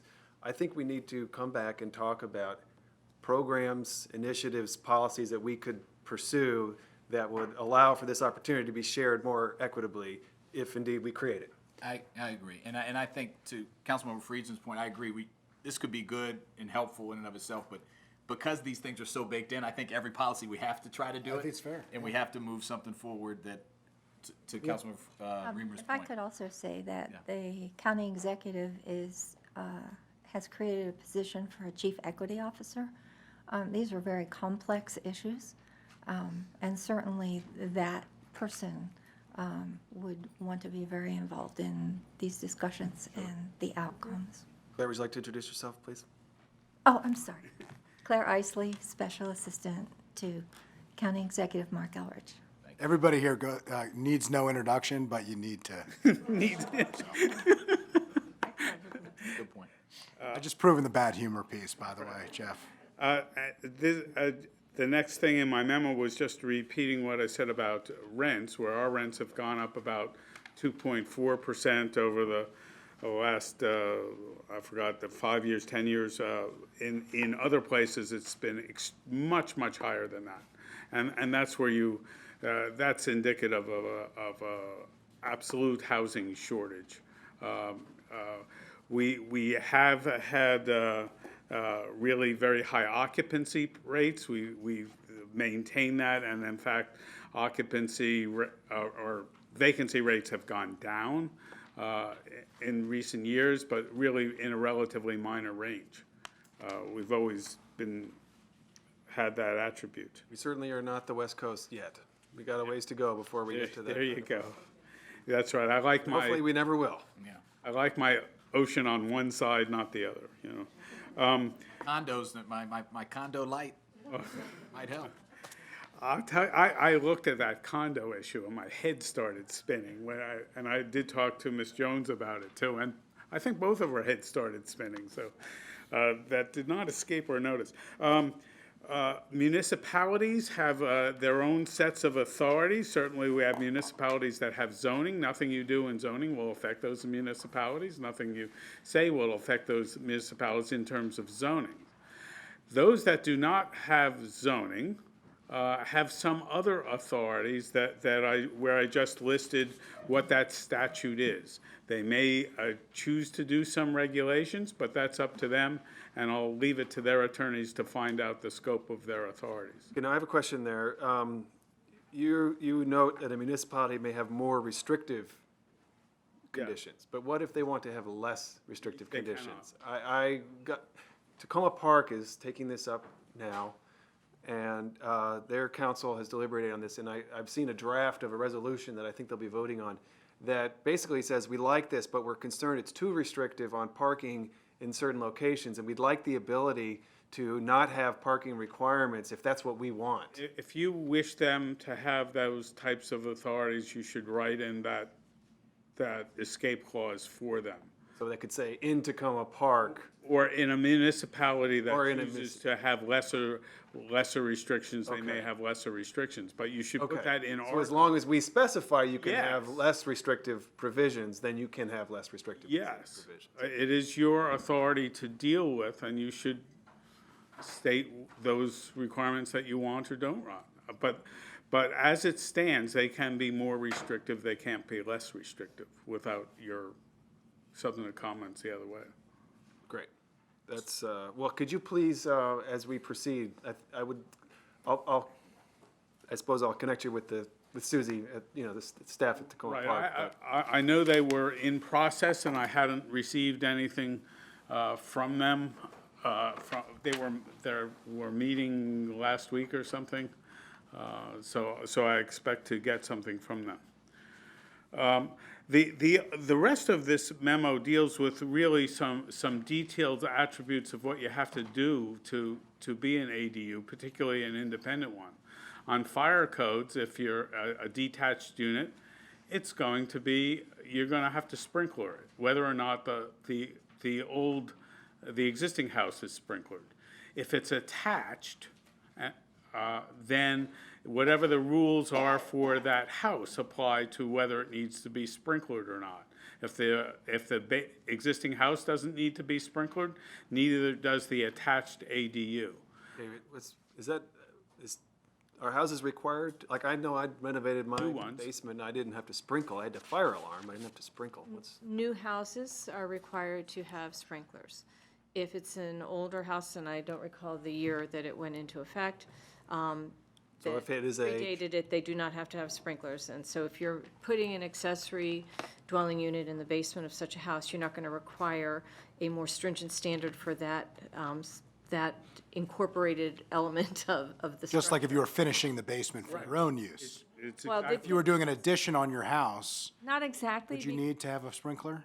You do not need to have the addition sprinkled. What you do need in either situation is you will need a certain fire separation, so that if a fire occurs in the accessory dwelling unit in the basement or the addition, you're going to have a certain degree of separation for occupants to be able to get out in time. You don't have to have it sprinkled unless the house itself is a newer home that does have sprinklers. Already In have which case, you're not going to put that house at a different. So an addition would adopt the requirement of the existing structure. So just to clarify on this, because this has come up quite a bit, if, for instance, a garage detached unit where the external structure is changing, you're building a second level over a garage, for instance, would that be classified as a new structure? Yeah. Or as an existing structure? A new structure, correct? That's a New use. That's a new use. That's a if it's. But it would have the same fire safety requirements, setback requirements, all of the requirements of a new structure as if you were building it on the ground. You're changing the garage, which is not, detached garage, and you're making it into a dwelling unit, you would need to have it sprinkled. And it would also carry with it all of the same requirements of any detached structure as if No, it was we- not over the garage? We are allowing it to violate the setback standards. If you're not expanding it and it pre-exists, this new code would allow it to stay where it is, not build out. Expanding in garage. size include height? Yes. Right, so that's what I was saying. If you put it above a garage, the garage footprint, the external footprint was getting larger, taller, then it would adopt all of the same standards of a new structure as if it was a detached. That's correct. Accessory structure with fire protection, with setbacks, with heights. Is what you're proposing above the garage, if not. I'm not proposing anything, I'm asking a clarification question. I just want to be clear. The chairman has proposed all of this. I am just asking thoughtful questions. The garage, if it's already in the setback, you have to comply. It's okay if it's in the set, not that it's okay, it's if it's already in the setback. But if you're introducing a new level above the garage, that must meet the existing Well, you couldn't have an setback. accessory dwelling unit and a garage that, if it was an 8-foot garage or a 10-foot garage, whatever the garage was, you couldn't fit unless you put another level on there. Well, I think what they're saying. You couldn't add 3 feet and, Right, you could take a garage. if it was 2 stories already, No, one story. Keep exactly the size of the garage. and not park in it and turn it Not into an. park in it. Right. Turn it into an accessory dwelling unit, then you don't have to worry about setbacks, but you do have to put in sprinklers. To go back. If you expand the height or you expand. Because the it's a new footprint, use. then you need to do it all. So if you are talking about, and you've said it I just think there's a lot of confusion about this particular point, so it's helpful for you I've to heard like three different clarify. things, so let me Please. try to parse them out if I may. If you have an existing garage, and you're simply you're remodeling it into a dwelling unit, and it is in the setback, and you're not changing the dimensions of that garage, you still have to meet the building safety codes with respect to, the fire safety codes with respect to sprinkling, but we can issue a permit for that house to be built. If you have an 8-foot roof ceiling and you want to have an 11-foot ceiling. So let's take that scenario number 2. You still have to meet the fire code. The setback, I think, is probably, if you're not adding a floor, but you're simply doing an alteration to elevate the ceiling a little bit. I'm going to turn to my expert over here. I believe that's okay. I want confirmation from my zoning guru here. So that would be okay. If what you're talking about is completely adding another level to this structure, Correct. that's what I think Isan was talking about. So Which would be like going from 8 to 16 feet, or 8, be going from a 1-story to a 2-story. not 8 to 11 feet. What is the rule? What happens there? Then once you introduce that new floor above the existing garage, that must meet the existing setback. So if the garage is already in the setback, you cannot put another level right above it. You have to go back 2 feet, whatever the setback is, to meet today's existing setback. 2 feet for 1 foot. This is a zoning, I mean, yeah, you could change that. I'm just- You guys are Part of opening this things up. You could proposal- change that, but let me be clear. do need to The address this. difference in our little piece of paradise over at 255 is that you're going from, one is an alteration to an existing structure, the other is an addition to the existing structure. An entire floor is an addition.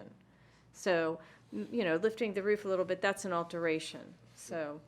It's helpful. I just think that has come up a lot, and there's been a lot of confusion, so I think it's helpful just to understand the difference of what we're talking about, that, a new floor on top of a garage right at the edge of the lot line is not something that would be permissible as proposed. zoning. Right. Under the current zoning. And just to complicate it more, is, Well, Andrew, I want to clarify.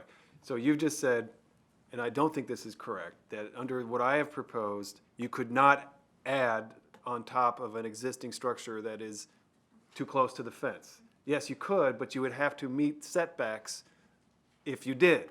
And that would have a big effect on the type of structure that you end up with. And it might make it infeasible in some, say, places, and it depends on actually how close it is Right, to but you'd have to go the 2 line for and so 1. forth. Yeah, that's what I meant. Yeah. There are, where a lot of the concern has come from is the idea of building a second level on top of an existing garage that's 50 years old, that's right at the edge of the lot line. And in that case, building a second story above that garage, unless you were building it in like the little corner of it that did the 2 for 1, which maybe would be plausible, but I find Well, I think we have a lot. unlikely. Yeah, anyway, Unless anyone think this is I think we have a lot of work to do on that specific part of this proposal, like Yeah. detached and proximities and setbacks. And I think that, you know, we're not there yet in what I've proposed. So, we're gonna. I'm just looking for clarification, so I and appreciate it. And I also, and Jeff, you can respond to this, so the height, you know, the cupola dilemma, you know, of, you know, which could be that smaller, it's not a full length of the whole area of that existing structure, but a smaller that could be put up right next to the thing, and it could potentially block somebody's view or, you know, be a disturbance. We've heard some stuff like that, and under the current proposal, that would be allowed under current setback requirements. Is that correct? Yeah, you would have additional setbacks for the additional height, but it would be allowed. And there's, Then it's the 2 for 1. If it's far enough away. Right. Then you get the additional height by being farther from the lot line, even if the main structure is on the lot line. If the cupola or, Yeah. that's like a wonder-off. said it right, but Miss Wright knows, the wonder-off I just like saying because I just learned how to pronounce it like a week ago. In our world, I don't think we would necessarily, we would not look at it whether or not it's a cupola or not. We would be looking at whether what you're doing is, one, is a height issue, but whether or not what you're doing in terms of adding onto a portion of that building might be, whether it's a mezzanine or a loft or something like that.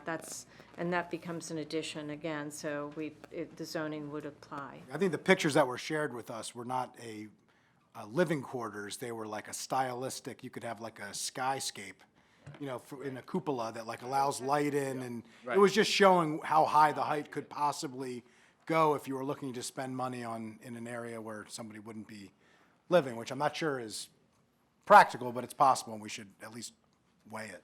I believe I saw the same picture you saw, and that was 5 feet from the rear lot line.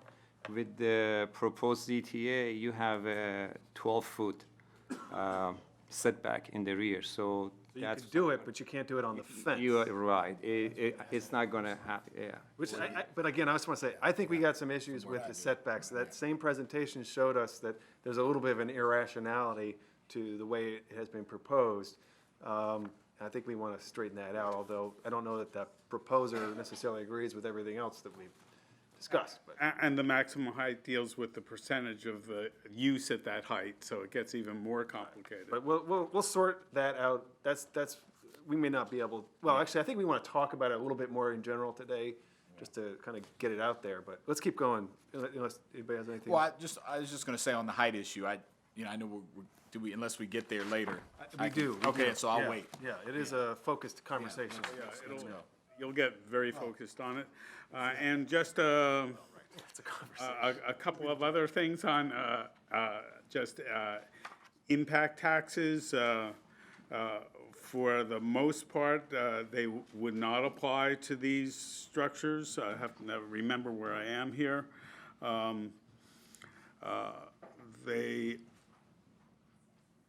They don't currently apply. Right, they don't currently apply, and certainly you now have great evidence that they shouldn't apply for schools.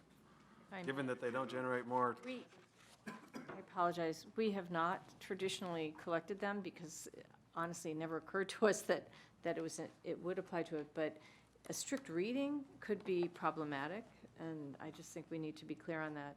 But, and that is actually something that Portland has done, they've created a waiver for the impact taxes, so clarification on that as the tax collectors is always helpful. would that be a zoning change, or would that be a clarification? Chapter 52. Yeah, it's the tax section.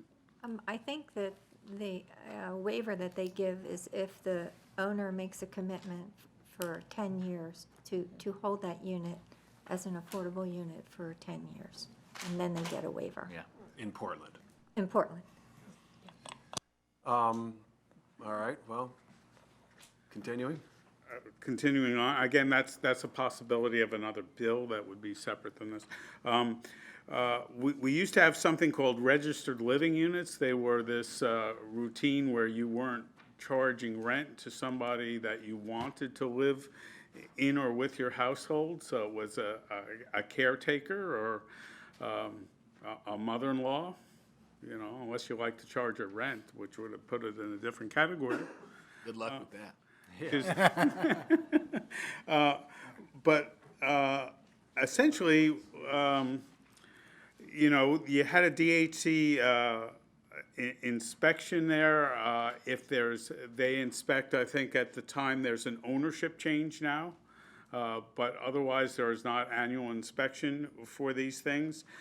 If you ever want to, you can decommission the unit by eliminating one of those aspects that make it an independent living unit, like take out the oven or the. Okay, wait, you're in the code, okay, you're on the question, what does DHCA do to enforce code provisions for ADU licensing and RLUs? Okay, so if you have a unit that is violating code in any number of ways, one of the enforcement options you have is to take away the license. Is that what you just said, Jeff, in so many words?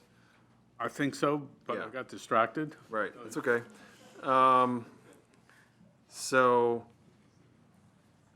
you currently get, I guess we're into the enforcement, are we, or is that another subsequent? I think that's kind of where we were. We kind of talked about it a little bit, but. Okay, so what happens if you take away a license at an accessory dwelling unit? At that point, they can no longer have a kitchen, an oven in the kitchen. The tenant would have to find a new place to live. They'd have to cap the source of the oven, and we would probably cite them as well. I would assume there'd be a. And if someone complained, so to the extent that this happens, someone has complained and you've been allowed access into the home and then you have found that. And it's not very often because the owner resides at the property. Right. And so, you know, Exactly. you knock on the owner's door, this is an issue, you knock on it again, they live maybe upstairs, so Right. pretty accessible.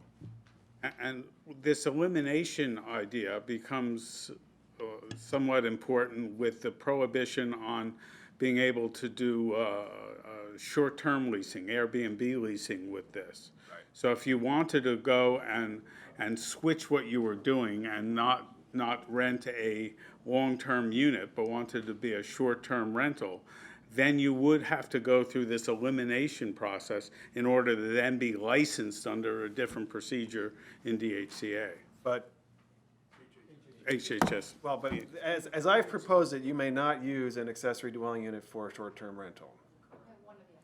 One or the other. It's one or the other. But No, simultaneously. No, not at all.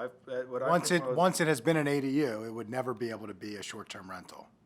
Is that what you're Well, saying? what I propose is you can't use an ADU as a short-term rental, period. Is that, My understanding is that you can't, based on what has been proposed, you can't simultaneously hold Two licenses. two licenses. also.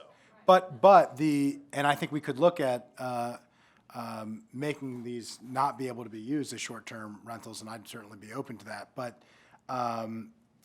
in terms of, there's been conversation about whether ADUs will be a backdoor way of becoming an Airbnb, and I think it'd be helpful to have some clarity on that. My understanding, after looking at this, because that was a concern when it was raised, because that is not the goal here, to turn these into short-term rentals. It's to have these as affordable housing options. My understanding is it's much easier to get an Airbnb, a short-term rental unit in your home than it would be to have an ADU. The restrictions are much less. The cost of the permit is, the total cost of the permit, not just how much we charge as the county, but how much it entails to get, to meet the requirements are much more onerous for an accessory dwelling unit than it would be and than it currently is. You Airbnb. can rent out a room in your house now with just a license. All you do is a short-term rental license. And you could basically build a four-walled structure in your backyard or turn your garage or, whatever the case may be and stick some bunk beds in there. And not to say that that's something that we would want, but the requirements for an actual dwelling unit, a rental unit, is high. I mean, in terms of fire code, in terms of the kitchen, I mean, there are a lot more requirements. So the idea that somebody would go through the ADU process as a backdoor to a short-term rental, to me, doesn't make, after I looked into it and realized what it entailed, it would be the other way, potentially the other way around. They thought it would be a short-term rental and decided that they didn't want to deal with the hassle and went through then the process, which is much more onerous, to eventually turn it into an ADU. Am I understanding this correctly? I agree with you, and I was delighted to see Tim eventually nodding his head, because everybody else at the table. It normally takes me a while to get to an affirmative nod, but I appreciate It you. is much more difficult to set up that individual unit with an individual entrance and, cooking facilities and all that stuff. That's why in the short-term rental, as you may remember, we spent a lot of time talking about not allowing those rentals to last for months and months and months, because I think we were more fearful that a short-term rental would be a foot in the door to get an ADU. I don't think that it would be the other way around, because all of the reasons that have been explained. So can we specifically answer the point then, though, that what this ZTA does, I heard two different things. I heard that it allows one or the other, and I heard that it doesn't allow it at all from the sponsor. It was my intent that it would not be allowed at all. Meaning Meaning ever. short-term leases. Short-term rentals have their own specific licensing provision that's done through HHS, and they're monitored. You can only have short-term rentals for a certain period of time and so forth. So you would have to pick, are you going to have it licensed as a short-term rental or licensed as an ADU? And I don't think you could have them be both at the same time. Right, but I think the question is not whether you can have them both at the same time. I think we all agree on that. I think the question is, one, what is the plain language of what it currently says, and what was the sponsor's intent, which I think is important, of can an ADU that you apply for become a short-term rental at any point? And if that wasn't your intention, then I think we should clarify that now and just move on. I mean, let's not argue over what might be, let's talk about what is. Circle 5 of the packet, line 62.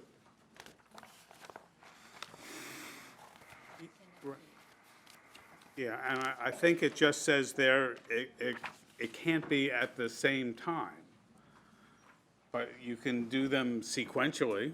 So if I may. Well, that wasn't what I wanted to draft, so. If I may, I'm Yeah. sorry.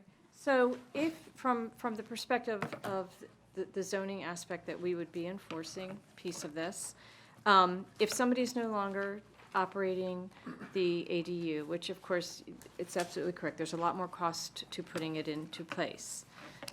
Could they then, if they've given up their license, relinquished that, done whatever they needed to do to remove the things that would make it into a dwelling unit, could they actually use it as an Airbnb type of thing, or the short-term rental? The answer is yes, they could, if they comply with other requirements.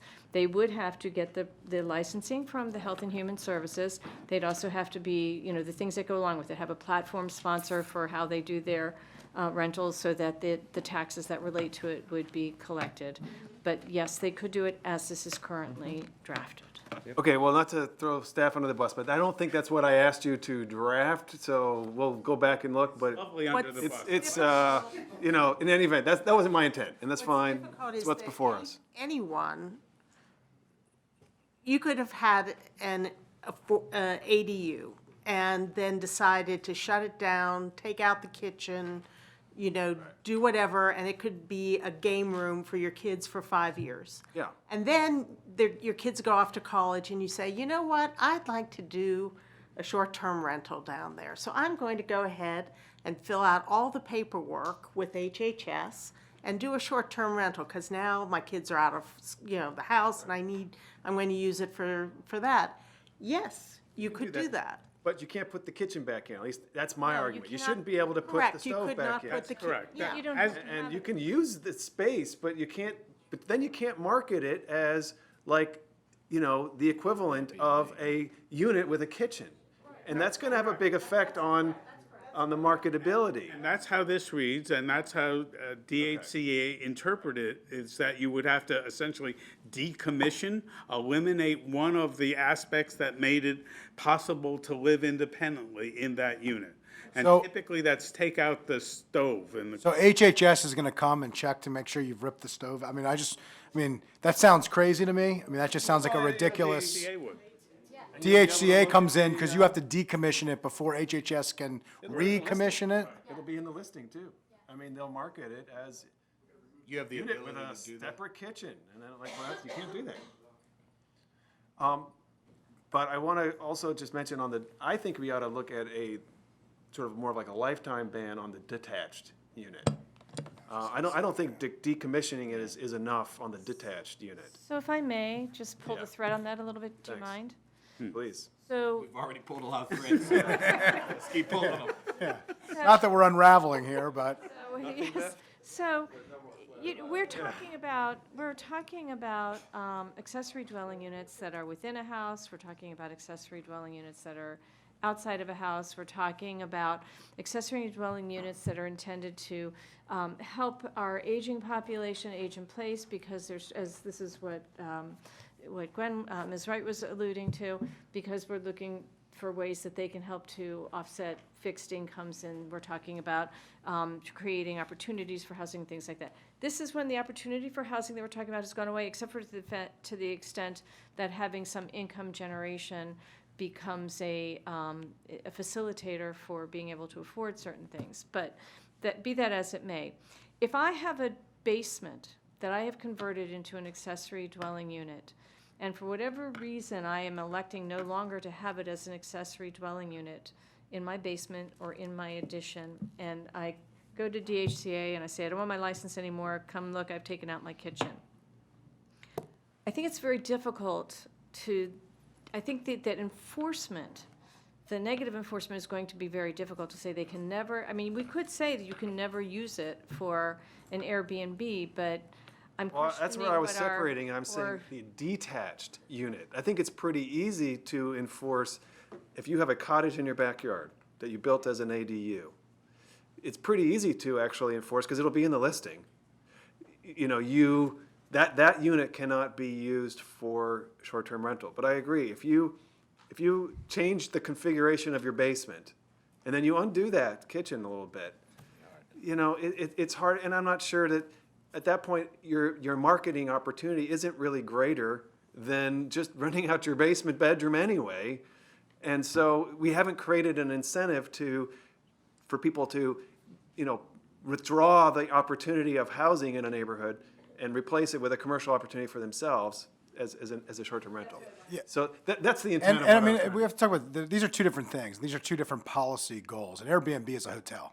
I mean, that's what it is, right? I mean, let's just, call it what it is. I mean, it is a short-term rental, like a hotel is a short-term rental for a couple nights or for a week. It is not supposed to, and it's not intended to be longer than that. ADUs are supposed to be long-term rentals, a year or longer. Airbnbs don't do anything for affordable housing except for the fact that they create an income stream for those who already own homes. I think we need to separate these out. And I think when we talk about the impact on neighborhoods, I think there is a very understandable concern about numbers of Airbnbs. I think Airbnbs are great. I take advantage of them in places. I think it is a great way to live and stay in a neighborhood for a short period of time.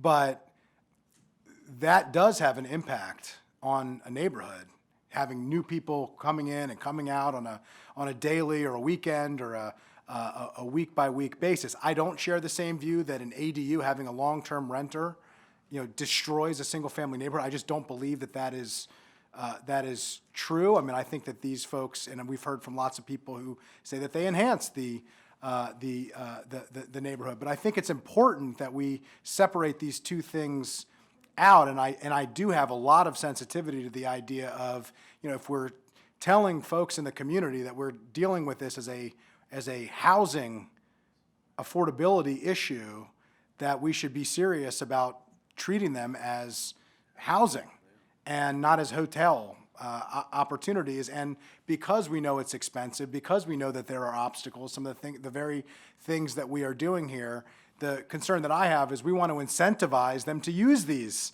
as ADUs, and if that means to a certain extent within reason of de-incentivizing, having them revert to an Airbnb when a lot more money can be made to make them an Airbnb, particularly for a detached unit, I think we should be doing in the interest of solving our initial goal here and the goal of the sponsor, I believe, which is to address, one additional tool in the toolkit, as I said before, of this massive affordable housing issue that we have. So I think I'd be totally supportive of separating out detached units and having those, once you get a ADU permit for a detached unit, that you can't get an Airbnb or a short-term rental. At least that owner. I mean, if an owner changes and, I think there's some ownership right issues that we may have to deal, but I'm fine with doing it as a permanent. It's hard to enforce on, Yeah, never is such a long time. Yeah, but I would share the concern that this is, Councilmember Friedson expressed about this short-term housing thing. And under the current way it's drafted, my reading was you could go in, now I know it's a lot more work to get an ADU, but you could get it as build a detached unit, do it as an ADU for a year, theoretically, and then you could come in and do short-term Airbnb after that. You could go apply with DHCA for your cap off the thing, and then that you could get that, but then you could change it back. And I just think we want to discourage that from happening. And so I would agree that we should look into that. Can we just say that a detached structure cannot be used for a short-term rental? Or why is that difficult? Well, if you want to ban it from all, whether or not how that structure was created, then you could do that. You could just say you can't have. Are there existing I mean, I imagine based on the Airbnb law that the previous council put in place, there are existing detached structures that are currently being used as Airbnbs. Suspect there are. There probably are. I've And seen we would have to take up the short-term rental law, really, to do that. I mean, I think what's a little challenging is, someone said never's a long time. If you have someone who's put in an ADU in a detached structure, and they've used it, and it's been very successful, and then they sell their house, they move away, and the next family who moves in doesn't want to have a long-term rental. They bought this, but they don't want a long-term rental, but they might like the idea of occasionally using it as an Airbnb. I think it's hard from a property owner standpoint to say, no, you can never, ever, ever apply for an Airbnb license on this property. I'm okay with saying that. I really am. I think it's fine. I think detached structures should not be used as short-term rental. But I think we have them already today. Well, And potentially, we could grandfather any existing, but Is there a way to get around because I understand with what you're saying, which is basically, now we're talking about preventing an Airbnb license from going to a previous ADU licensee, which is really not an ADU license question, it's really an Airbnb license question. But if part of the application process made you sign saying that I forego my right to, use this property, this structure for, for a short-term rental, wouldn't that satisfy? It's very simple, really. It is very, very simple. All you would need to do is that in order to create a detached accessory dwelling unit, that you'd have to put a covenant on your property that detached dwelling unit, the additional detached dwelling unit could not be used for short-term rentals. Yeah, well, I'm just a little concerned about covenant. I mean, now we're talking about some serious legal, and then what does that impact on the resale? I mean, just because it would confuse the hell out of somebody who's coming in from outside the county about a covenant on short-term rent. I mean, that's not a traditional, I mean, I think you're right, but I just think it adds extra layers of bureaucracy. The goal here is to reduce bureaucracy. I think we're adding additional bureaucracy, unfortunately, that may be doing causing more confusion than it is clearing it up. Reality to how you enforce laws too, though, it becomes, Right. and the lack of clarity and what you're trying to do in a community. if you don't want this extra detached dwelling unit to be impacting a community, and you're trying to address those concerns, there are ways that you can do it straightforward. And there are ways that if you were to put a covenant in, you could put a limitation in it, so that if in fact it went away, then the covenant goes away. It lapses at that point, because there's no longer a reason for it.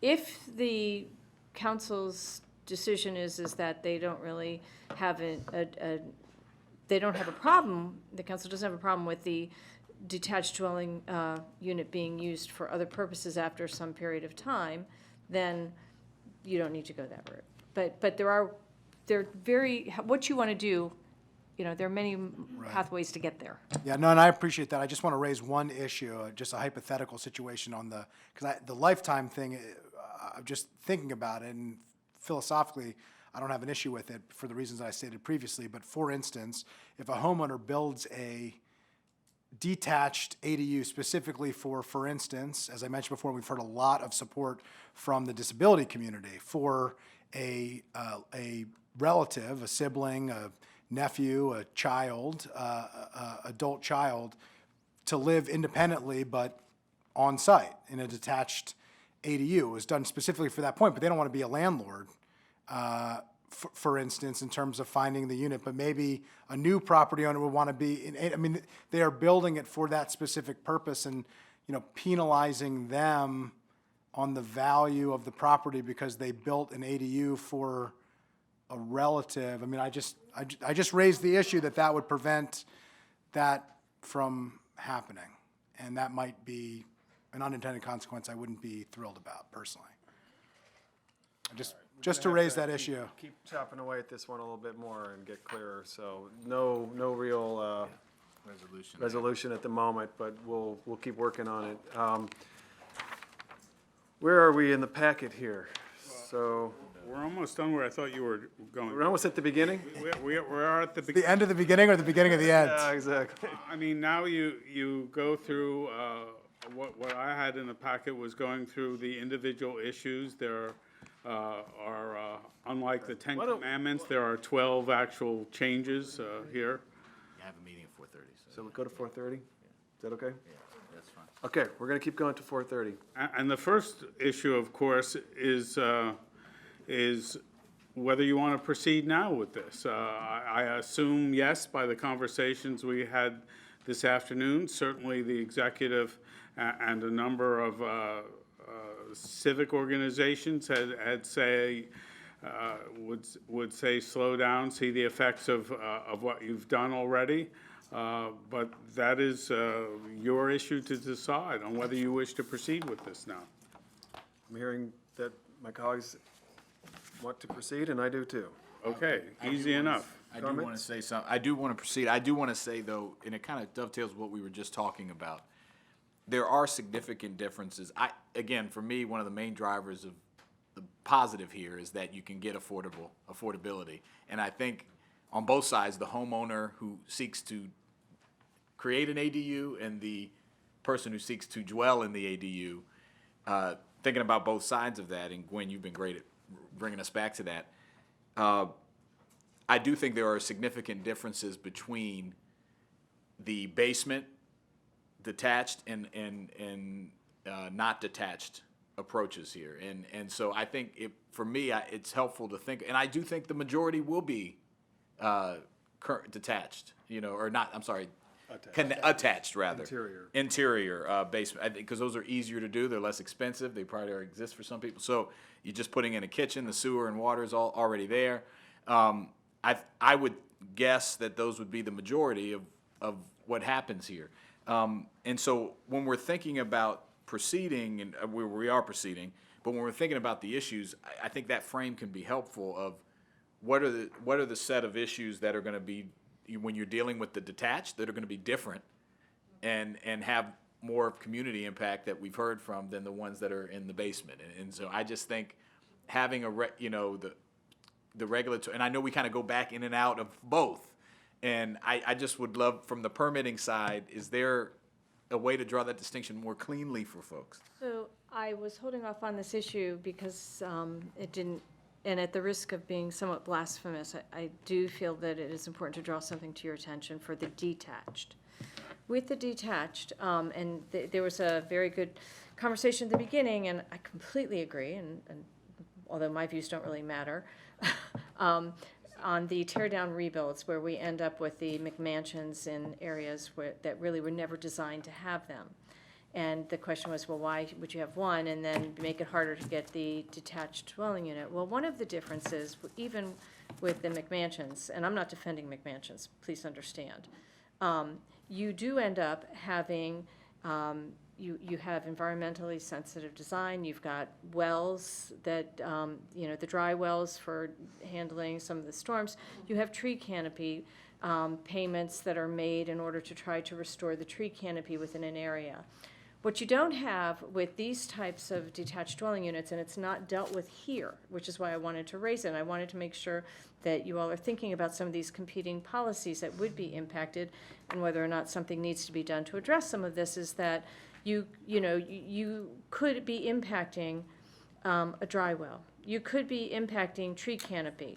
These things are things that come up typically, always, in the sediment control world. And when you are doing, you're creating this sort of accessory structure on a property, you may not even hit a point where you're triggering the need for a sediment control permit. Because that's 5,000 square feet. Because that's 5,000 square feet, or a new single-family home, which we're not, these are accessory. So you're not hitting a point where you're actually triggering the requirement for sediment control, so that you're looking at what would impact the tree canopy, and that may be making it more affordable. You would be trading off trees, and not getting the canopy payment for the replacement of the trees.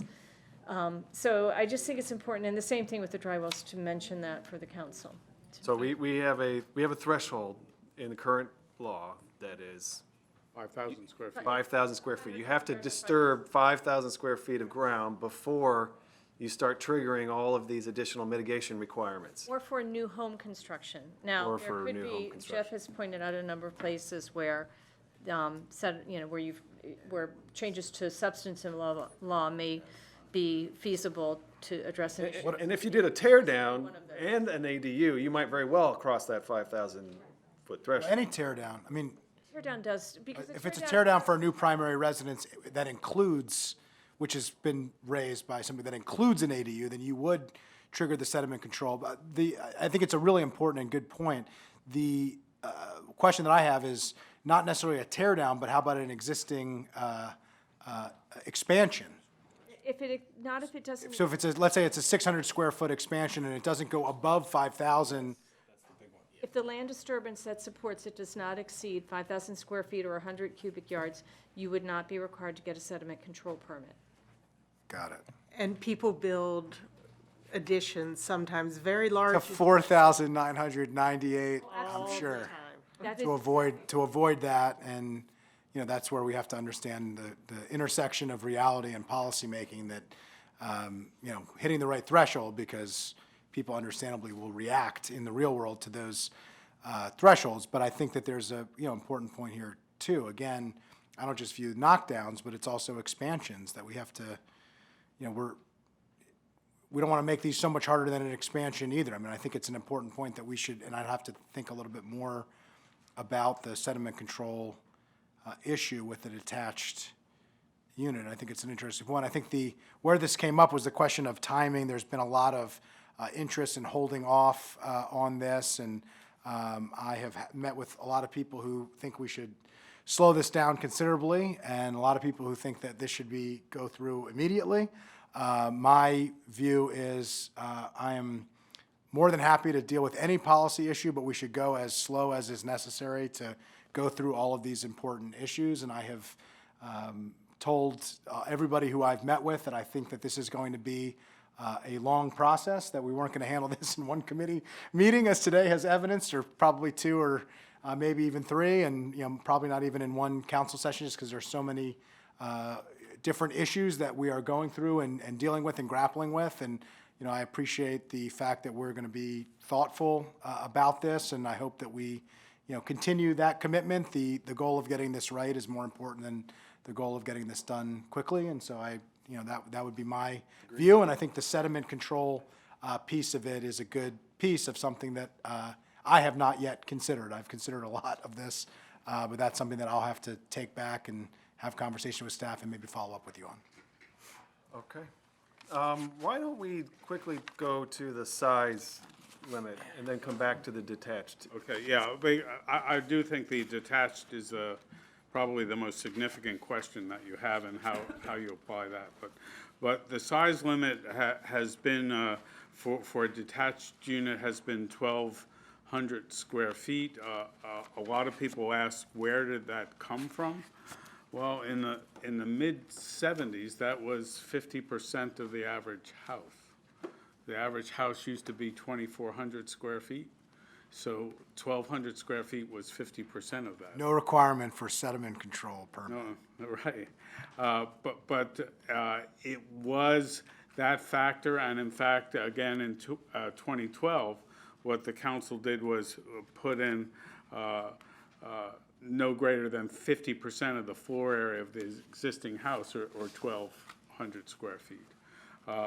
The ZTA as proposed would take that requirement out. And that leads to all sorts of interesting possibilities on extremely small lots, particularly the 60,000 square lots, where you have setback requirements depending upon the height of the building as well.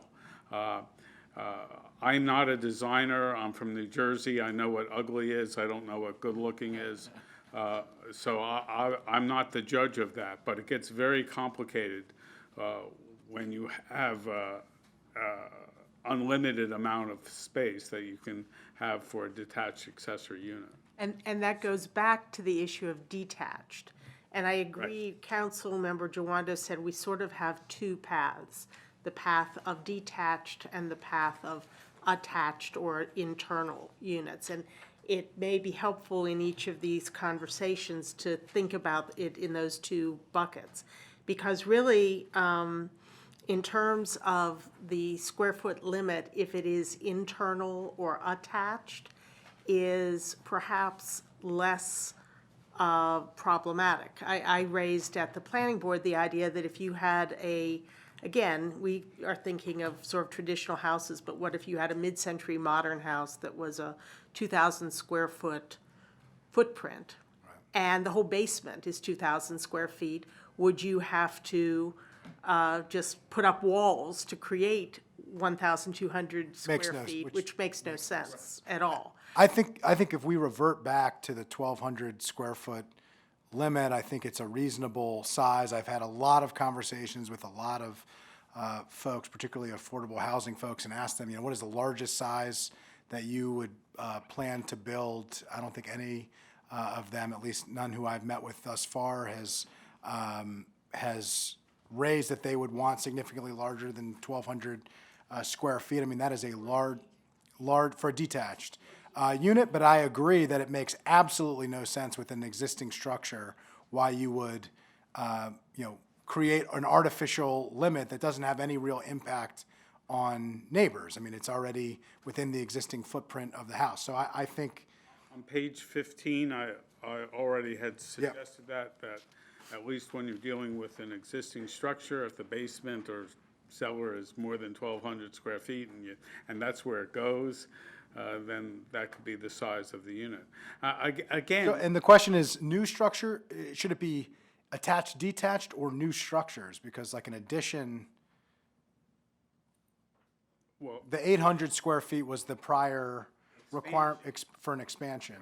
so that added If to you're the building base of the out the house, like you're popping out the back of the house. Exactly. Right. So that,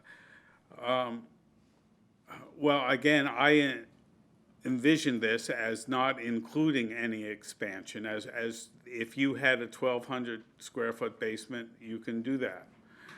Or larger than 1,200 square foot, you could go to the edge of your basement.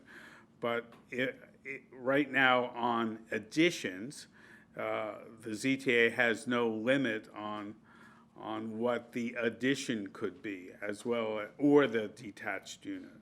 And I have to say, again, if you're looking at affordability and things like that, you would want to limit the size of these units. A lot of the West Coast cities, I think including Portland and maybe Seattle, have a maximum size of 900 square feet for these things. And again, that's some part of the reason for that is to make sure they're more affordable. Now it makes no sense where they're not expanding and you're just putting in your basement. But where you are expanding it for new space, you want to make sure it's for moderate income. I think we ought to balance too. I mean, to Councilmember Jawando's point earlier, if we want a space that's large enough for a small family to live in, at least as a possibility, then a 600 square foot unit doesn't make sense. Maybe a couple. My first condo is 685 square feet in Bethesda. I certainly know about living in 685 square feet, and it was a nice size, good apartment and served me extremely well, but I wouldn't recommend a small family living in 685 square feet. I mean, my view is we have a number that we used previously that we're currently using today. We should revert back to that, but understand that, for existing structures like basements, as Councilmember Jawando noted, as Ms. Wright noted, I mean, there's no reason at all to restrict for no good purpose the size of a basement unit to, require that somebody, can't live in that part of the unit, which is just not going to happen anyway. I mean, we couldn't regulate that if we wanted to, nor do I think we should. Yeah, and if I could jump in, I do think thinking about size, impact to neighbors, family being able to get in there, 1,200, think back to our first house was, if you think about a lot of these Ramblers with like 1,100 square feet, and families are in there, you got multiple rooms. I also want to just propose that maybe we should think about not only detached, attached, internal, but also the distinction between the lot size, right? R60, 90, 200, and they may need a different set of regulations based on that. And I know you see people nodding, and when I was just noodling around, but not officially proposing any amendment, but, I think R60 and 90, that's where you want to be more conscious of the neighbors. And so it's either it's 1,200 or 50% of the primary dwelling, and if you wanted to, I would love to see some modeling is what I'm saying. One of the things I had thought about was, could you take the largest area of the living area, because if you had 3 floors, for example, right now, under the current law, you could take 50% of each floor, right? Is that basically? No, it's 50% of the total. 50% of the total, I'm sorry. Well, that's what I meant by that. 50% of the 3 floors. Yeah, that's what I meant. And I'm saying, I think large that's unit. a synonym. Yeah. But 50% of the total. I'm just suggesting that maybe we look at, on those smaller R60, R90, we look at treating those differently than on R200, obviously, as far as size. And in my memo, I was looking at it a different way, is to say, gee, maybe you don't want to allow the detached on the smallest lots in R60. Maybe you want to only allow a detached unit on something like 9,000. Yeah, I really don't share that view. I think that. It might help if for the next work session, we brought you some images that show the setback and lot coverage requirements of the existing code, because I think you're going to see that the existing code has some restrictions that will perhaps take care of this largely. Could I propose, though, a compromise on this point? I think I agree with the concern of the smaller lot sizes as related to different zones, and they're different zones for a reason. There are jurisdictions, I think Boise, Idaho, and Tacoma, Washington are 2 examples, but just look at the total lot coverage specifically for a detached unit. And rather than, part of the goal of this, and Chairman Anderson raised this as the issue of, as clear as we could make this, that takes away some of the regulatory burden, just making it simple.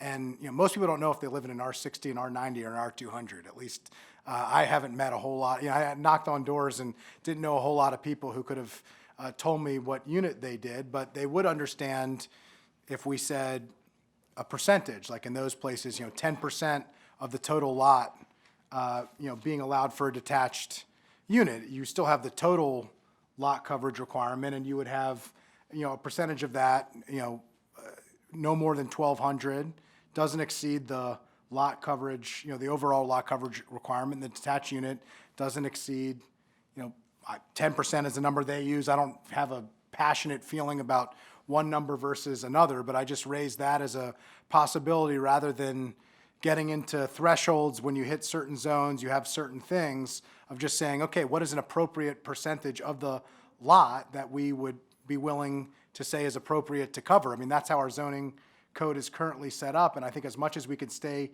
consistent with how we view zoning in what we're allowing here, I think would make a lot of sense. And just would be simpler for residents who are neighbors to understand of, what their neighbors are allowed to do and what the homeowner would be allowed to do for their own purpose. And there are lot coverage limits in the zone now for the building coverage. In R60, it's 35%. I think my memo Oh. inaccurately You said said 25%. Sorry about that, because that put it the same as the $200. or 200. And R90 is in the middle at 30%. There's a caveat to the R60 requirement with the infill development provisions. If you qualify as an infill lot, then it's 30%. But those coverage limits already exist. And it wasn't changed by the ZTA that's before you. So unless you want to change those lot coverage limits, they would still apply. Yeah, and I would love to just see, for my own purposes, when we come back, what that looks like, and just so we can. So could we ask at 10%? I mean, if we took 10% as we the can number, bring in that's we have some just what that looks like specifically? zoning codes are written, we can show you what this, some Use that a- 3D, renderings, what it looks like. Did you want to? No. The accessory couldn't exceed 10%, and the total couldn't exceed the 35% or the 25. Greg has a comment. Turn your light on. For the record, Greg Russ from Park and Planning. I think a lot of what you're mentioning is already in place because not only do we have the provisions related to overall building coverage and height restrictions, et cetera, for each zone, but we also have accessory structure provisions in terms of setbacks that will actually limit the size of the detached structure, i.e., if your structure is greater than 15 feet, then you have additional setback requirements to help deal with the bulk issues in those smaller lot zones. So proportionally, it wouldn't allow you to have a structure that is so big in an area that has a 6,000 square foot lot requirement. But if it's a R99,000, you may have additional space to do a larger structure, so. Yeah, I totally understand that, and I think that is totally valid. What I'm proposing here is what we've talked about is, taking a slightly different view and saying in a certain zone, R60 and R90, for instance, since we're opening it up to accessory dwelling units, which otherwise, detached units, which otherwise weren't allowed in the prior, that we could have specific changes based on size in those zones. I know that we already have existing setback height requirements. We can stay consistent with that, but some simplicity here, I think, would go a long way. Okay, so first of all, I think it's time to break, so let me summarize. First of all, I think everyone supports the idea of a cap. So what I had proposed did not have a cap. What I proposed was 50%, so, of the combined structure, not more than 50%. So in the packet, there's a recommendation of 1,200 feet. Mr. Tawando has asked for some schematics, and Andrew, Mr. Friedson, you've got a different angle. And so why don't you get some, do some more thinking on that, and let's see what that could look like. But I do think we need a more refined approach here. And so we'll develop that quickly this week, so it'll be ready for next week. And I can just say quickly, I think the schematics not only be helpful for the committee, but I think the public too, because this point is a point of concern for people about what's possible under even current law, and so I think that would help. And we've seen some versions, I know I have, that I don't think fully take into account current regulation or zoning as far as setback requirements and other things that what might be possible. So I think coming from planning would be great, so.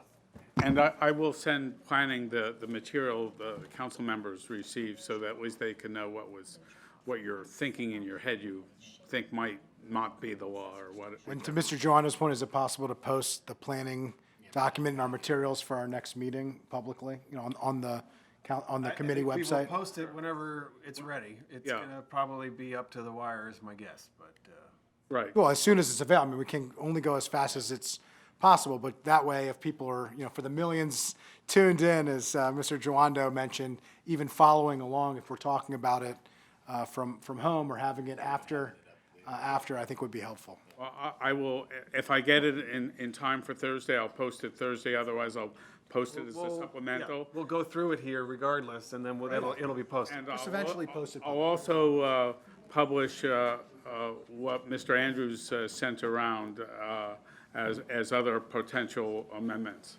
Great, thank you. Mr. Andrews? I'm sorry, Andrew, Mr. Friedson, not to be confused with Phil Andrews. I'm still trying to follow in his Thanks, everyone. noble foot. I'm sorry.